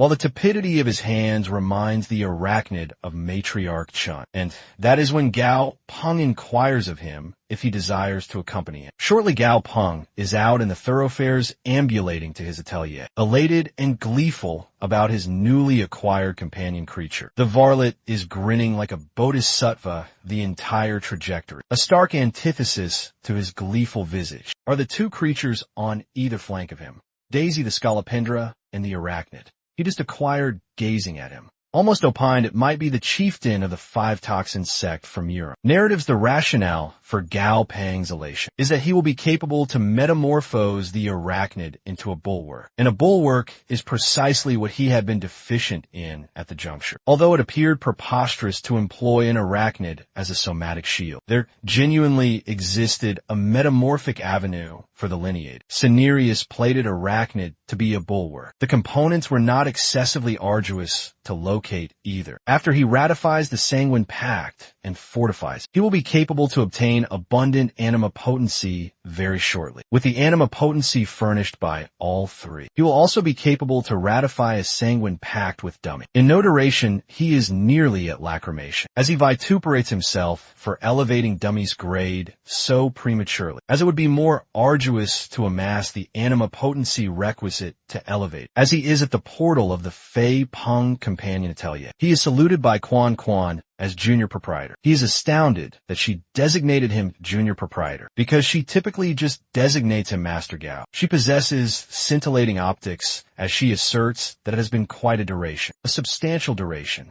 A multitude of individuals had been inquiring about Gao Ping when he had departed, but there were also patrons who particularly desired to see him. Despite instructing them to tarry, since he was not unoccupied yet, she was incapable to establish contact with him at all throughout the septenary. He feels apprehensive as he informs her that they should deliberate matters gradually, and proffers her a roster of components to prepare, that she snatches out of his grasps. She ambulates off, sulking as Gao Pong exhales at his fortune in his laboratory. He tells the Arachnid not to be despondent and to confederate with Gao Pong, since he can proffer it an affectionate abode. After the Arachnid concurs, he commences preparing the metamorphosis elixir. After substantial, meticulous preparation, the elixir is readied. He informs it that the physique hue of the Arachnid is Cinereus, and it is a lineated Cinereus plate Arachnid. After metamorphosing, he will become a Cinereus carapaced Arachnid. He resolves that, since Silly and Dummy both possess a designation terminating with the grapheme Y, he will designate the Arachnid Stripey. And so he immerses the Arachnid in the elixir. As the transmutation transpires, Gao Pong is afflicted by the acute agony of anima transference, but he comprehends that it is solely a fragment of the agony that Stripey is enduring. At the juncture, he endeavors to feign a smile and galvanizes it to become mightier, stating that one can solely depend on themselves to surmount the agony of becoming mightier. Just then, Kwang Kwang enters summoning for him. She informs him that a patron was present, and it was one that appeared quite affluent. He grins and states he will be there shortly, since he has one additional maw to nourish. He should inherently proceed and acquire more currency. However, he is astounded when he ultimately emerges. The companion of the affluent individual reposing on the divan appear to be of the chieftain tier. He instructs Kwang Kwang to remain near Stripey and oversee his metamorphosis, while he deliberates matters with the patrons. He also instructs her to decant the contents of a specific file into the receptacle. The instant the fluid within transforms into a paler hue. With that managed, he proceeds ahead and salutes the patron, who clasps his hand steadfastly with a smile. He asserts that he had long heard of his Gao Ping's renown, and it was a delight to ultimately be capable to encounter him in person. He identifies himself as Lucian. Presently an independent contractor, he used to possess a diminutive herbal plot previously, but it had been lamentably ravaged by Cinereus fiend arachnids. His plot was now still undergoing restoration. Gao Pong exclaims inquiring if it is the Metropolis East's herbal plot, and the individual is astounded to discover that Gao Pong would ascertain of his diminutive plot, and feels esteemed. Gao Pong pondered just what he had performed for the individual to be extolling him so profusely. He does not opine he is that widely recognized, and is perplexed as to the zealous exhibition of reverence. Perceiving his bewilderment, Lucia discerns that Gao Pong might not be cognizant of it himself, and clarifies that Lucy had lately been summoned to the armed forces. Commemoration banquet a spell ago. During the banquet, Superintendent Chen himself asserted that Gao Ping had been the pivotal contributor to the magma. Igneous Toad's investigative procedure. This had in succession guided to Gao Ping's renown augmenting quite substantially. Lucy resolves to defer on the trivial discourse and reverts to the subject. He possesses a companion he needs to fortify, and opines that Gao Ping would be the most adept and dependable to consign his companion's metamorphosis to, as he motions a menial to elevate the crimson fabric. Draped over an enclosure he had conveyed, an intriguing spectacle is unveiled.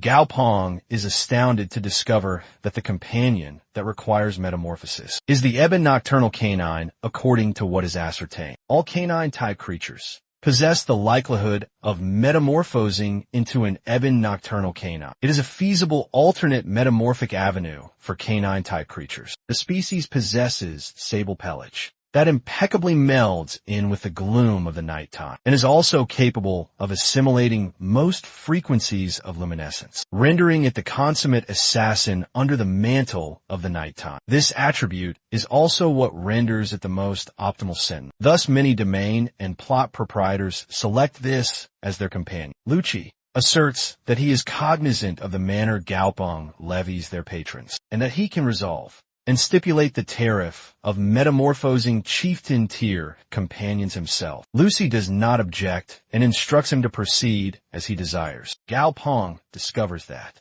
upon nullifying the two scarcest and mightiest avenues for its metamorphosis, and after nullifying 5 additional avenues that necessitate substances that are excessively scarce, or possess methodologies that are excessively convoluted, he is still remaining with 13 feasible avenues. Gao Pong informs him that elevating the grade should be no predicament whatsoever, and he even possesses quite the handful of metamorphic avenues for Lucy to select from. The potency of the companion would diverge from avenue to avenue, and Lucci comprehends this. So he informs him that he will possess the most exorbitant one. Gao Pong then asserts that it will then incur him 5,000 coalition units. Lucci is disconcerted by the tariff, but Gao Pong clasps his hands, grinning like Bodhisattva while he extols his decision-making aptitudes. Abruptly, he hears a vociferous clamor emanating from the laboratory. He dashes in and discovers Quan quivering in apprehension. Stripey has triumphantly metamorphosed into a cinereous carapaced arachnid, but he has fractured the vitreous in which it had been confined. He admonishes Stripey for doing so and instructs it not to perform such actions, even proceeding so far as to startle Quan.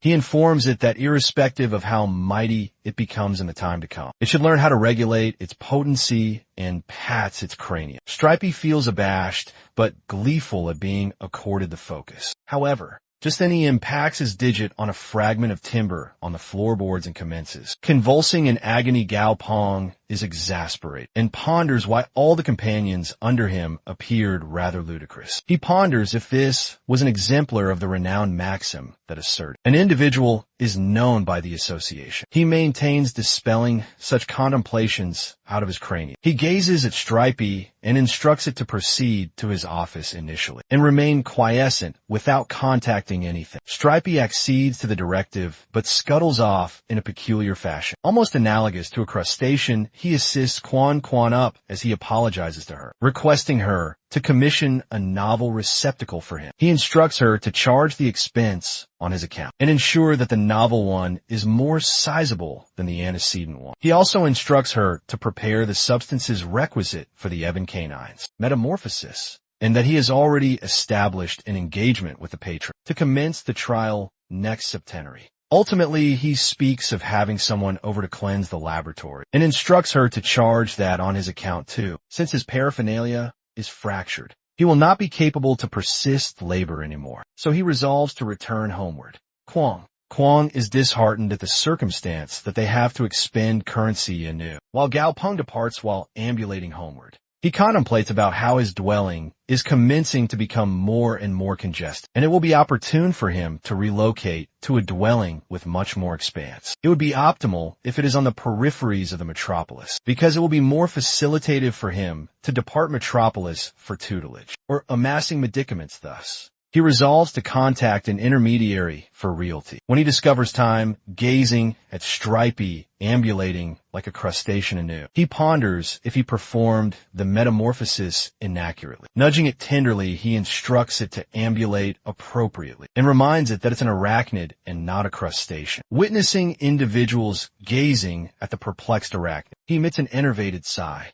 A handful of diurnal periods have elapsed, and Gao Pong has just materialized at the Realty Bureau designated. I adore dwellings. He is saluted by the vendor he had conversed with over telecommunication lately, and inquires if they can inspect the dwelling forthwith. She articulates deferentially and informs him that they can genuinely observe the dwelling immediately, and they have even readied conveyance, according to his stipulations. She asserts that they have been capable to locate a sizable manor on the peripheries of the metropolis, which includes a verdant plot, a subterranean level, and possesses immaculate environs.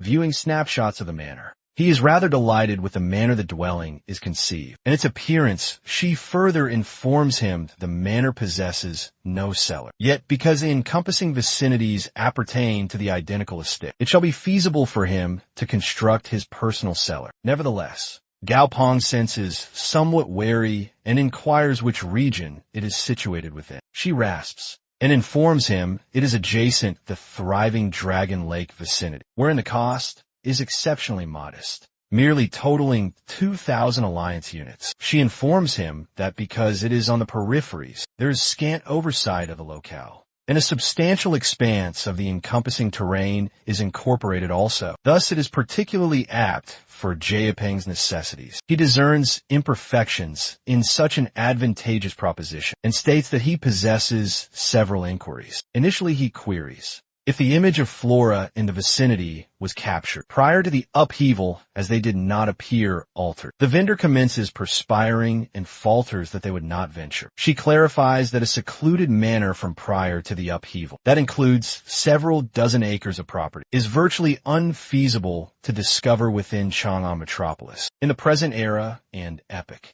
And it is merely 2,000 alliance units also. Thus, it's genuinely inexpensive notwithstanding the remote setting. She further appends that there is a motorway directly at the base of the incline. Thus, if he acquires an automobile, it will be truly facilitative for him to ambulate. Nevertheless, the more Gao Pong contemplates it, the more he detects chicanery. It appears to him as if there are a cluster of concealed issues and security apprehensions coupled with restoration quandaries. As per the depiction, the manor ought to be valued at minimum 3,000 to 4,000 alliance units. The reality that there was abundant turmoil during the initial phases following the upheaval signified that a manor such as that would have either been strengthened into a citadel or abandoned and left in disrepair. Candidly, Gao Pong did not anticipate excessively either, and regardless if the manor appeared at minimum 60% of how it was depicted in the image, then he would be content. Additionally, concerning the subject of security, there would be no predicament, as Gao Pong was no commonplace individual. He already possessed numerous companions he was nurturing at his dwelling. Any creatures who ventured to advance, it would merely become supplementary sustenance for his companions. Contemplating all this, he grins malevolently at all the benefits he was capable to obtain. The vendor is perplexed upon observing him grin, yet commences articulating anew. She states the estate is being offered at a quite modest cost, and the proprietor himself is incurring a deficit from this transaction. He states that he will proceed to inspect. Subsequently, when they are outdoors and ambulating to the conveyance, she perceives Stripey and caresses it, designating it quite the endearing crustacean. Gao Pong exhaled over the reality his companion was yet being misidentified as a crustacean. He informs her it is an arachnid, as she falters out of contrition. Precisely then, Gao Ping senses the being of another observing it. He pivots about, but cannot discern anybody. When the vendor queries what transpired, he resolves to disregard it, and they advance forward to inspect the manor. Scarcely does Gao Ping ascertain that he is being shadowed by an individual who possesses a lens in hand. Shortly, they reach the manor, and Gao Ping perceives that it appears analogous to the one in the depictions. Yet the external ramparts are exceptionally dilapidated, and there are numerous vines and tendrils flourishing on the edifice. Subsequently, they venture within. He perceives that there is not abundant particulate within the dwelling, and ponders if the proprietor conserves the location regularly. The whole vicinity is likewise completely outfitted with furnishings, and the sole item is that they are antiquated designs, and the seats, surfaces, and planking all require cement. Notwithstanding all that the furnishings within the manor itself command a treasure, regardless if the setting is not optimal. It is unfeasible to vend it for merely 2,000, and he opines the whole transaction is somewhat peculiar. Precisely, then a gentleman ingresses through the unlatched portal of the manor and queries if he is Gao Pong. Perceiving this, he pivots about, pondering just who it might be. The vendor presents the gentleman as Mr. Liu, the individual who is vending the manor. Mr. Liu states that he had known Gao Pong, was arriving to have an inspection of the dwelling, and he had resolved to hasten over for that purpose. Observing that he had hastened over solely on his account, Gao Pong queries if they were acquainted. The gentleman grins and advises him not to jest. Ultimately, there was nobody in the sector who had not perceived his appellation. He was Director Feng's ace in the hole, and the champion behind the previous armed forces operation. He presents his calling credential to Gao Pong and informs him that he is likewise vending companions presently, and if Gao Pong ever required any companions or possessed aspirations of partnering, then he can offer him a 20% reduction. Gao Pong is captivated by how adeptly Mr. Liu was championing his enterprise. Abruptly, Liu queries if the manor has met his approval. He states that he engages an individual to tidy the location each quarter, and if he desires to purchase it, then he will merely need to remit a minor upkeep charge, and subsequently he can relocate in forthwith. Gao Pong states that it is candidly an exceptionally fine proposition, yet he discerns one quandary in this entire circumstance. Though the setting is not optimal,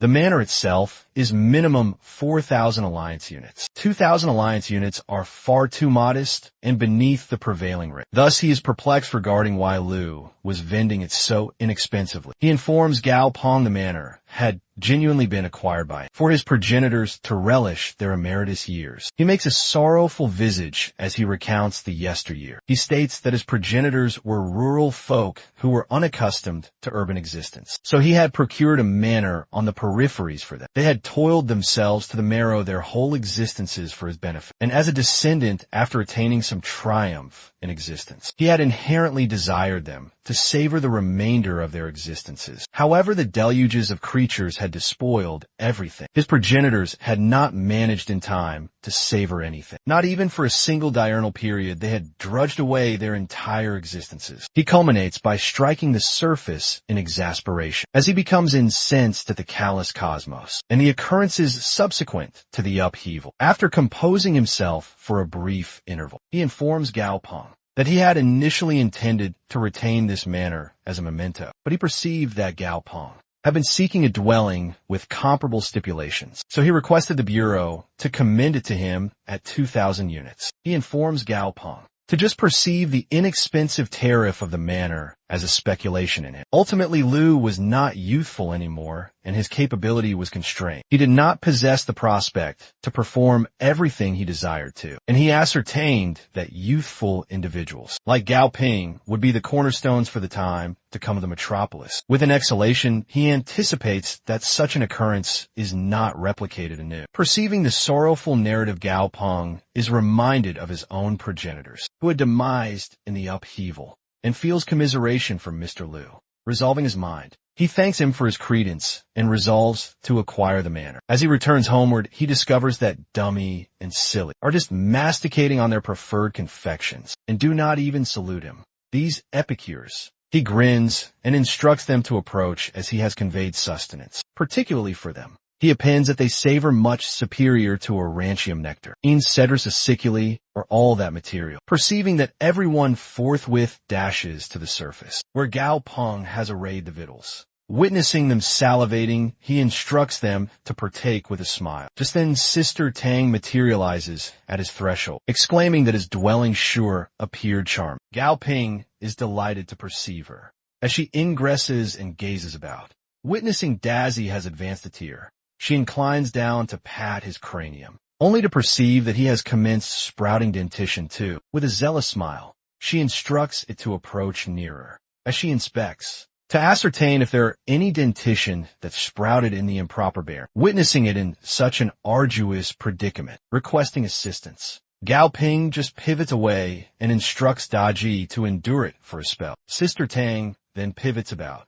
and states that she has perceived he acquired a manor lately. He is astounded tidings had disseminated so rapidly, and states that the manor requires some restoration, so he will not be relocating in forthwith. She instructs him to ensure to summon her over. With fervent scintillating optics, she asserts that he does not possess adequate proficiency, so he should be certain not to get deluded. Settling that affair, she resolves to venture out and depart the dwelling, leaving Gao Ping pondering if the manor was inexpensive owing to other rationales. Two concurrently. Sly. Sister Tang is scheming to acquire a manor right adjacent to Gao Ping's. Of course, it will be utterly spontaneous and merely a happenstance, and nobody would be the more sagacious. Gao Pong is presently on the peripheries of the frontier, of the external tutelage encampment. It has been a duration, and the subsequent tutelage encampment is presently ongoing. It would be optimal if he can amass all the substances that day, but he solely possesses 3 diurnal periods of respite, and that day would be the ultimate day, in case he is not capable to amass all the timber spatial nucleus that he requires. He will have to tarry until next London before he possesses time to venture out anew.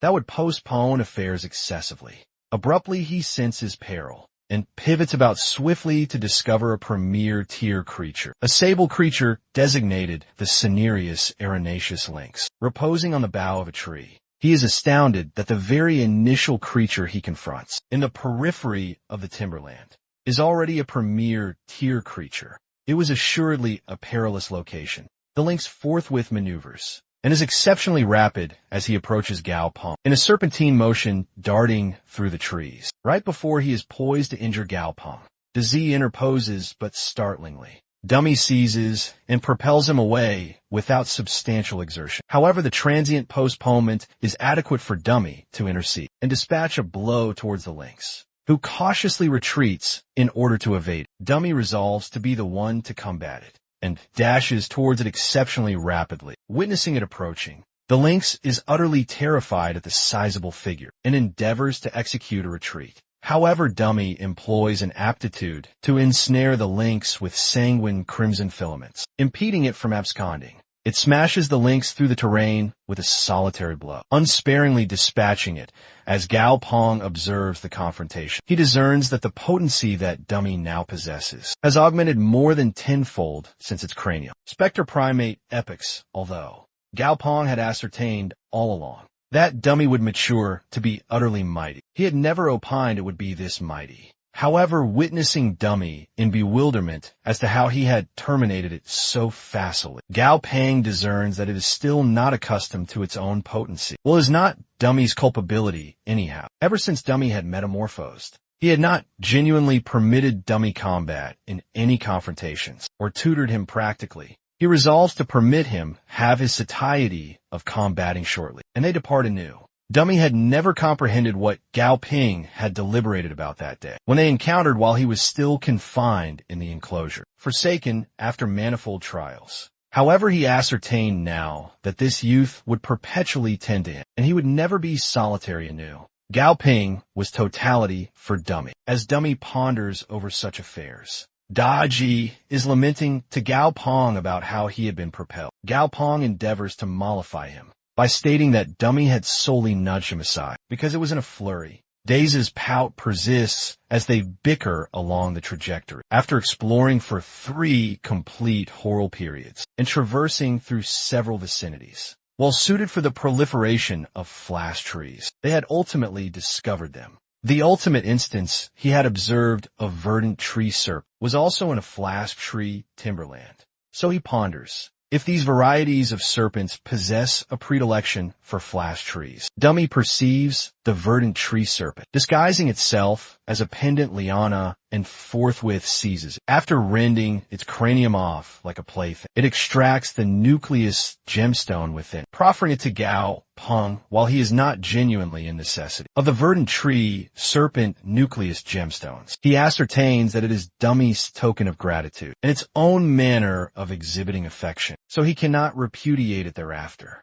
Gao Pong requests Dummy to fracture the flash tree in the center, which it achieves effortlessly with a solitary blow. Gao Pong is elated by how facile this was becoming and instructs Dummy to persist fracturing more trees, concurrently unbeknownst to them. 3 individuals are advancing towards him, employing some intelligence furnished by an enigmatic persona. Abruptly, the aurantiaceous, hued rodent designated Tutu that reposes on their chieftain's scapula detects something through his oracle. One of the 2 individuals trailing the chieftain queries if Tutu has perceived anything. The chieftain states there is a vociferous clamor emanating from a bear, and although he does not ascertain if it is the youth or not, it is meritorious of an inspection. The sounds are vociferous, ponderous thuds, and one of them exclaims that it sounds analogous to the pugilism practice he used to perform in the yesteryear. His comrade chuckles and states that he must have become ludicrous from all his pugilism. There was no likelihood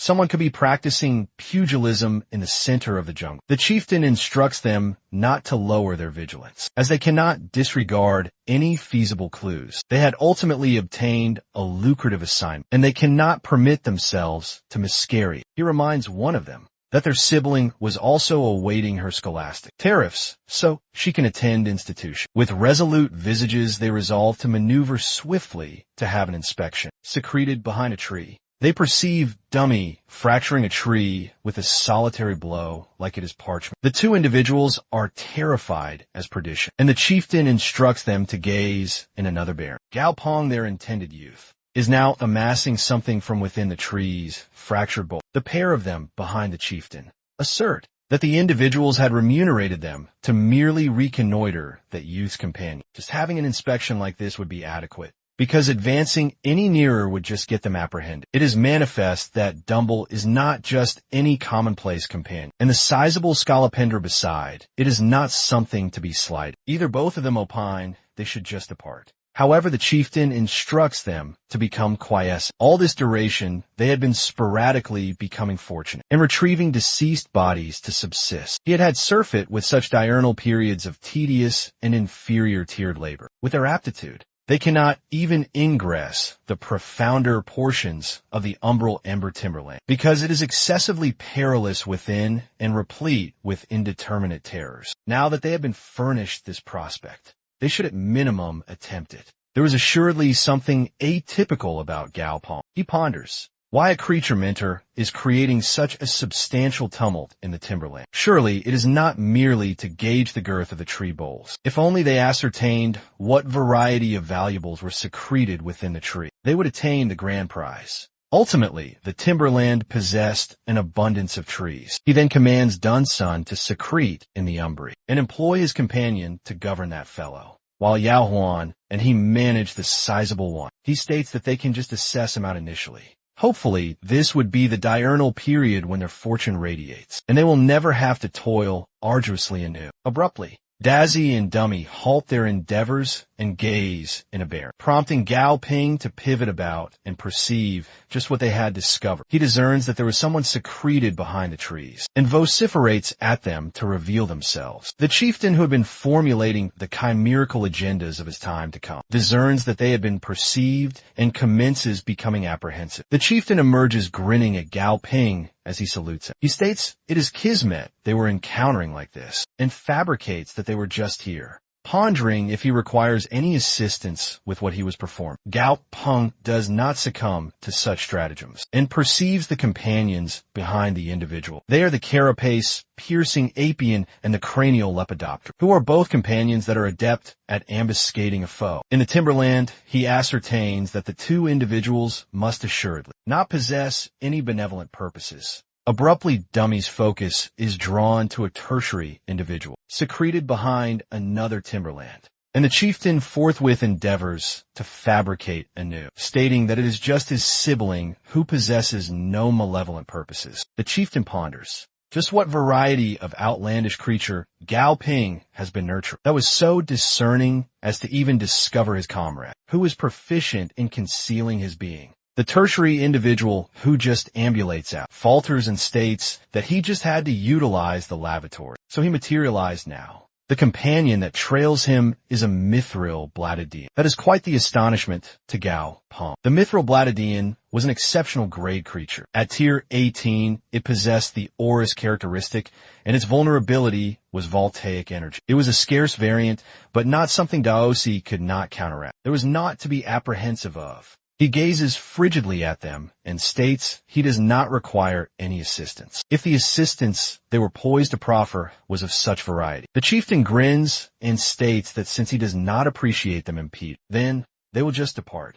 The one behind him is astounded that their chieftain had yielded this prematurely and queries if they are genuinely departing. The chieftain informs him that with their exposure one after another, their element of astonishment is already long vanished. If they miscarry, then they will just be creating a novel foe for naught further. To be capable to nurture 3 companions at the identical juncture, at such a youthful age, signifies that he either possesses the currency or the aptitudes to support. And either way, they cannot permit themselves to meddle with him, to exacerbate affairs too. His companion rodent was genuinely feeling exceptionally discomfited and terrified, owing to the umbral emanation that the sable-robed companion was emitting. Its precognition had preserved the chieftain's existence's manifold instances, so he ascertained that it would be the correct option to adopt in this circumstance. He instructs them that they should return. In this cosmos where it was the endurance of the most adapted, they might confront quite the perilous companions from juncture to juncture. They will return once Gao Pong departs, to ascertain if they can discover anything there subsequently. Since there are so many trees in the jungle anyhow, why combat him over just a handful of trees? His subordinate comprehends, and they all return. Gao Ping is left pondering how,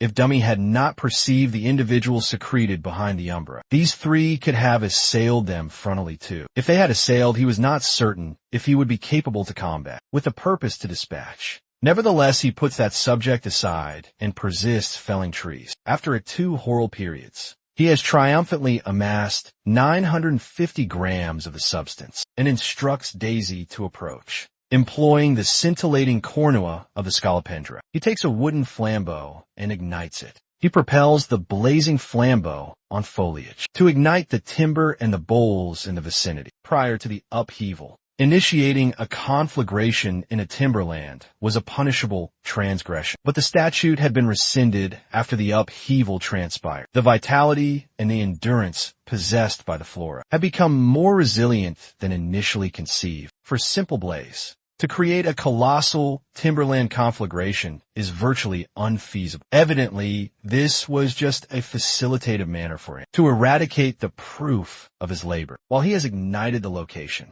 the effluvium ascends into the remoteness and shortly captures the optics of the 3 individuals who had previously contemplated ambuscading him. The chieftain remarks that the youth is exceptionally vigilant and ponders if Gao Pong himself has not discerned the resolute unsparingness that is ingrained in his disposition. His subordinate queries if they are just going to leave this affair unattended, and the chieftain nods his cranium in concurrence. There was no intrinsic discord between them and the youth. If he was retaining some manifest treasure, then affairs might have been disparate, and he would have opted to undertake the peril and nullify all the vestiges. In simpler locutions, the feasible advantages of pursuing him would just not be substantial enough, so they cannot permit themselves to perform that. While as factual, it is no longer of any utility for them. There assuredly was someone else who would cherish the intelligence. He makes a summons and informs the individual on the alternate end to convey to Dr. Jiang that the assignment had been finalized.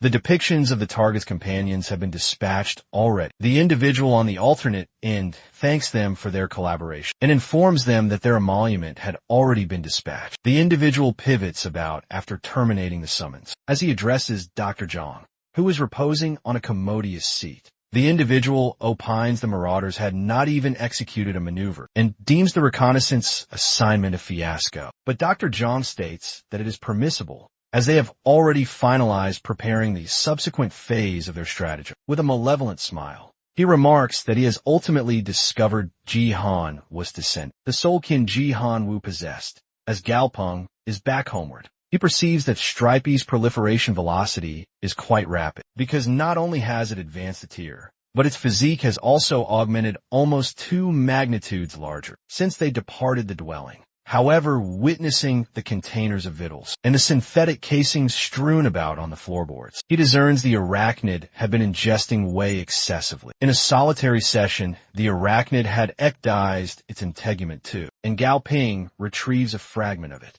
Witnessing the fractured integument, he ascertains he must have been mistaken in opining that the ecdized integuments of companions could possess thaumaturgic effects, like in narratives with an exhalation. He gazes at the Arachnid, who is now grinning at him with a smile that equals the Arachnid's. He instructs it to persist in jesting up and become nicely rotund, and the Arachnid retorts, zealously and fervently, that he will maintain it up. Abruptly, Gao Pong's smile transforms malevolent, as he proclaims that once the Arachnid is corpulent enough, he will fashion seared arachnid tissue out of it. Perceiving this, the Arachnid trembles in apprehension and keeps the containers of victuals away. It commences becoming lachrymose-eyed. As it congregates back in an apologetic fashion, Gao Pong exhales and informs it that he was solely requesting it to ingest less for its own welfare. If he persisted ingesting so much of tin victuals, then his physique will commence amassing toxins. Disregarding that quandary,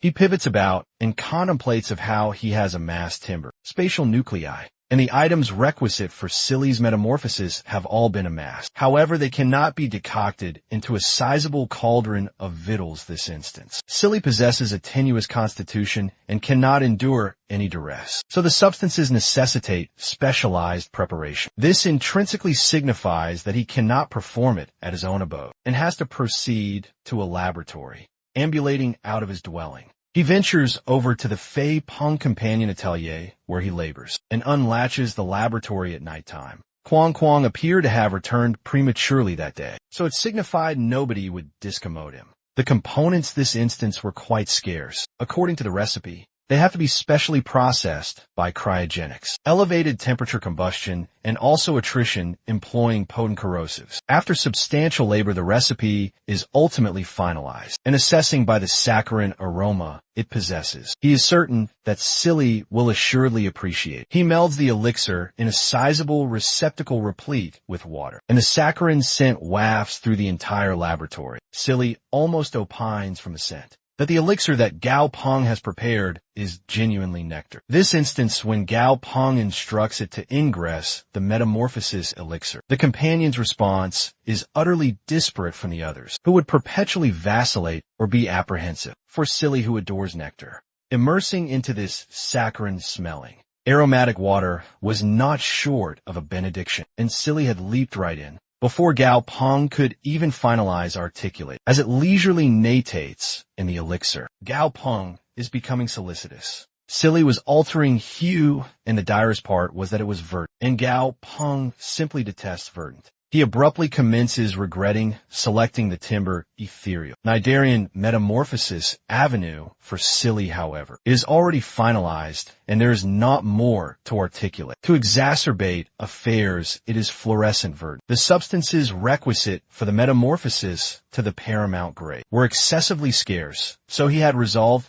to opt with the thaumaturgic spatial particulate, and the utmost grade Silly can attain now is the consummate grade. At the juncture with Silly's metamorphosis, his anima potency had augmented considerably. He might still be remote from being capable to establish a pact with Dummy, but as long as he invests the endeavor, it will solely require a couple of diurnal periods. Just then he senses predatory optics from Silly, but he is excessively tardy as Silly leaps out of the immersion, and forthwith dashes for Gao Pong's cranium. The endearing, diminutive Nidarian simply cannot opt for any other location than Gao Pong's cranium as its perch. After contending for a spell and forfeiting the confrontation in the culmination, Gao Pong just relinquishes, and Silly gleefully reposes atop his cranium without a solicitude. Just as he is poised to depart the laboratory, he obtains a summons. It is evidently from the edifice Enterprise that Sister Tang had presented him to a handful of diurnal periods ago. The particulars of the operational procedure had already been finalized, so he was uncertain as to why they were summoning at such a tardy horal period. He accepts, and the individual on summons. Supervisor Lee salutes him before querying if he possesses a minute unoccupied. He informs Gao Pong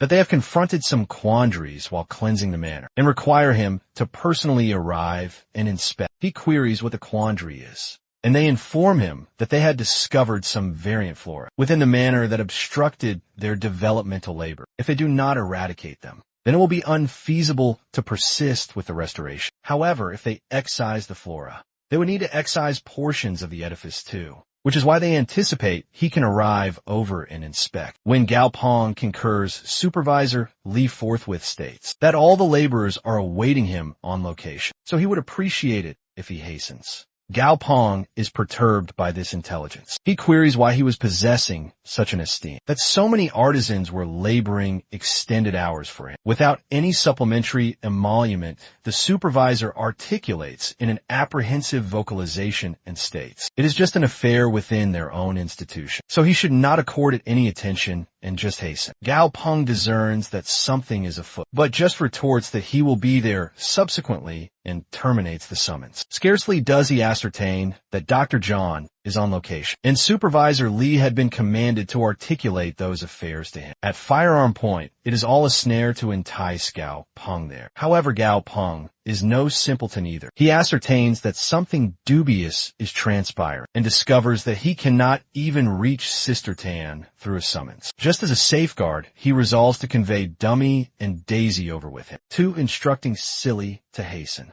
He dashes back to his abode forthwith, just to his Dr. John to be unsparingly pursuing Gao Pong. Will Gao Pong genuinely be capable to abscond unharmed from the ambuscade?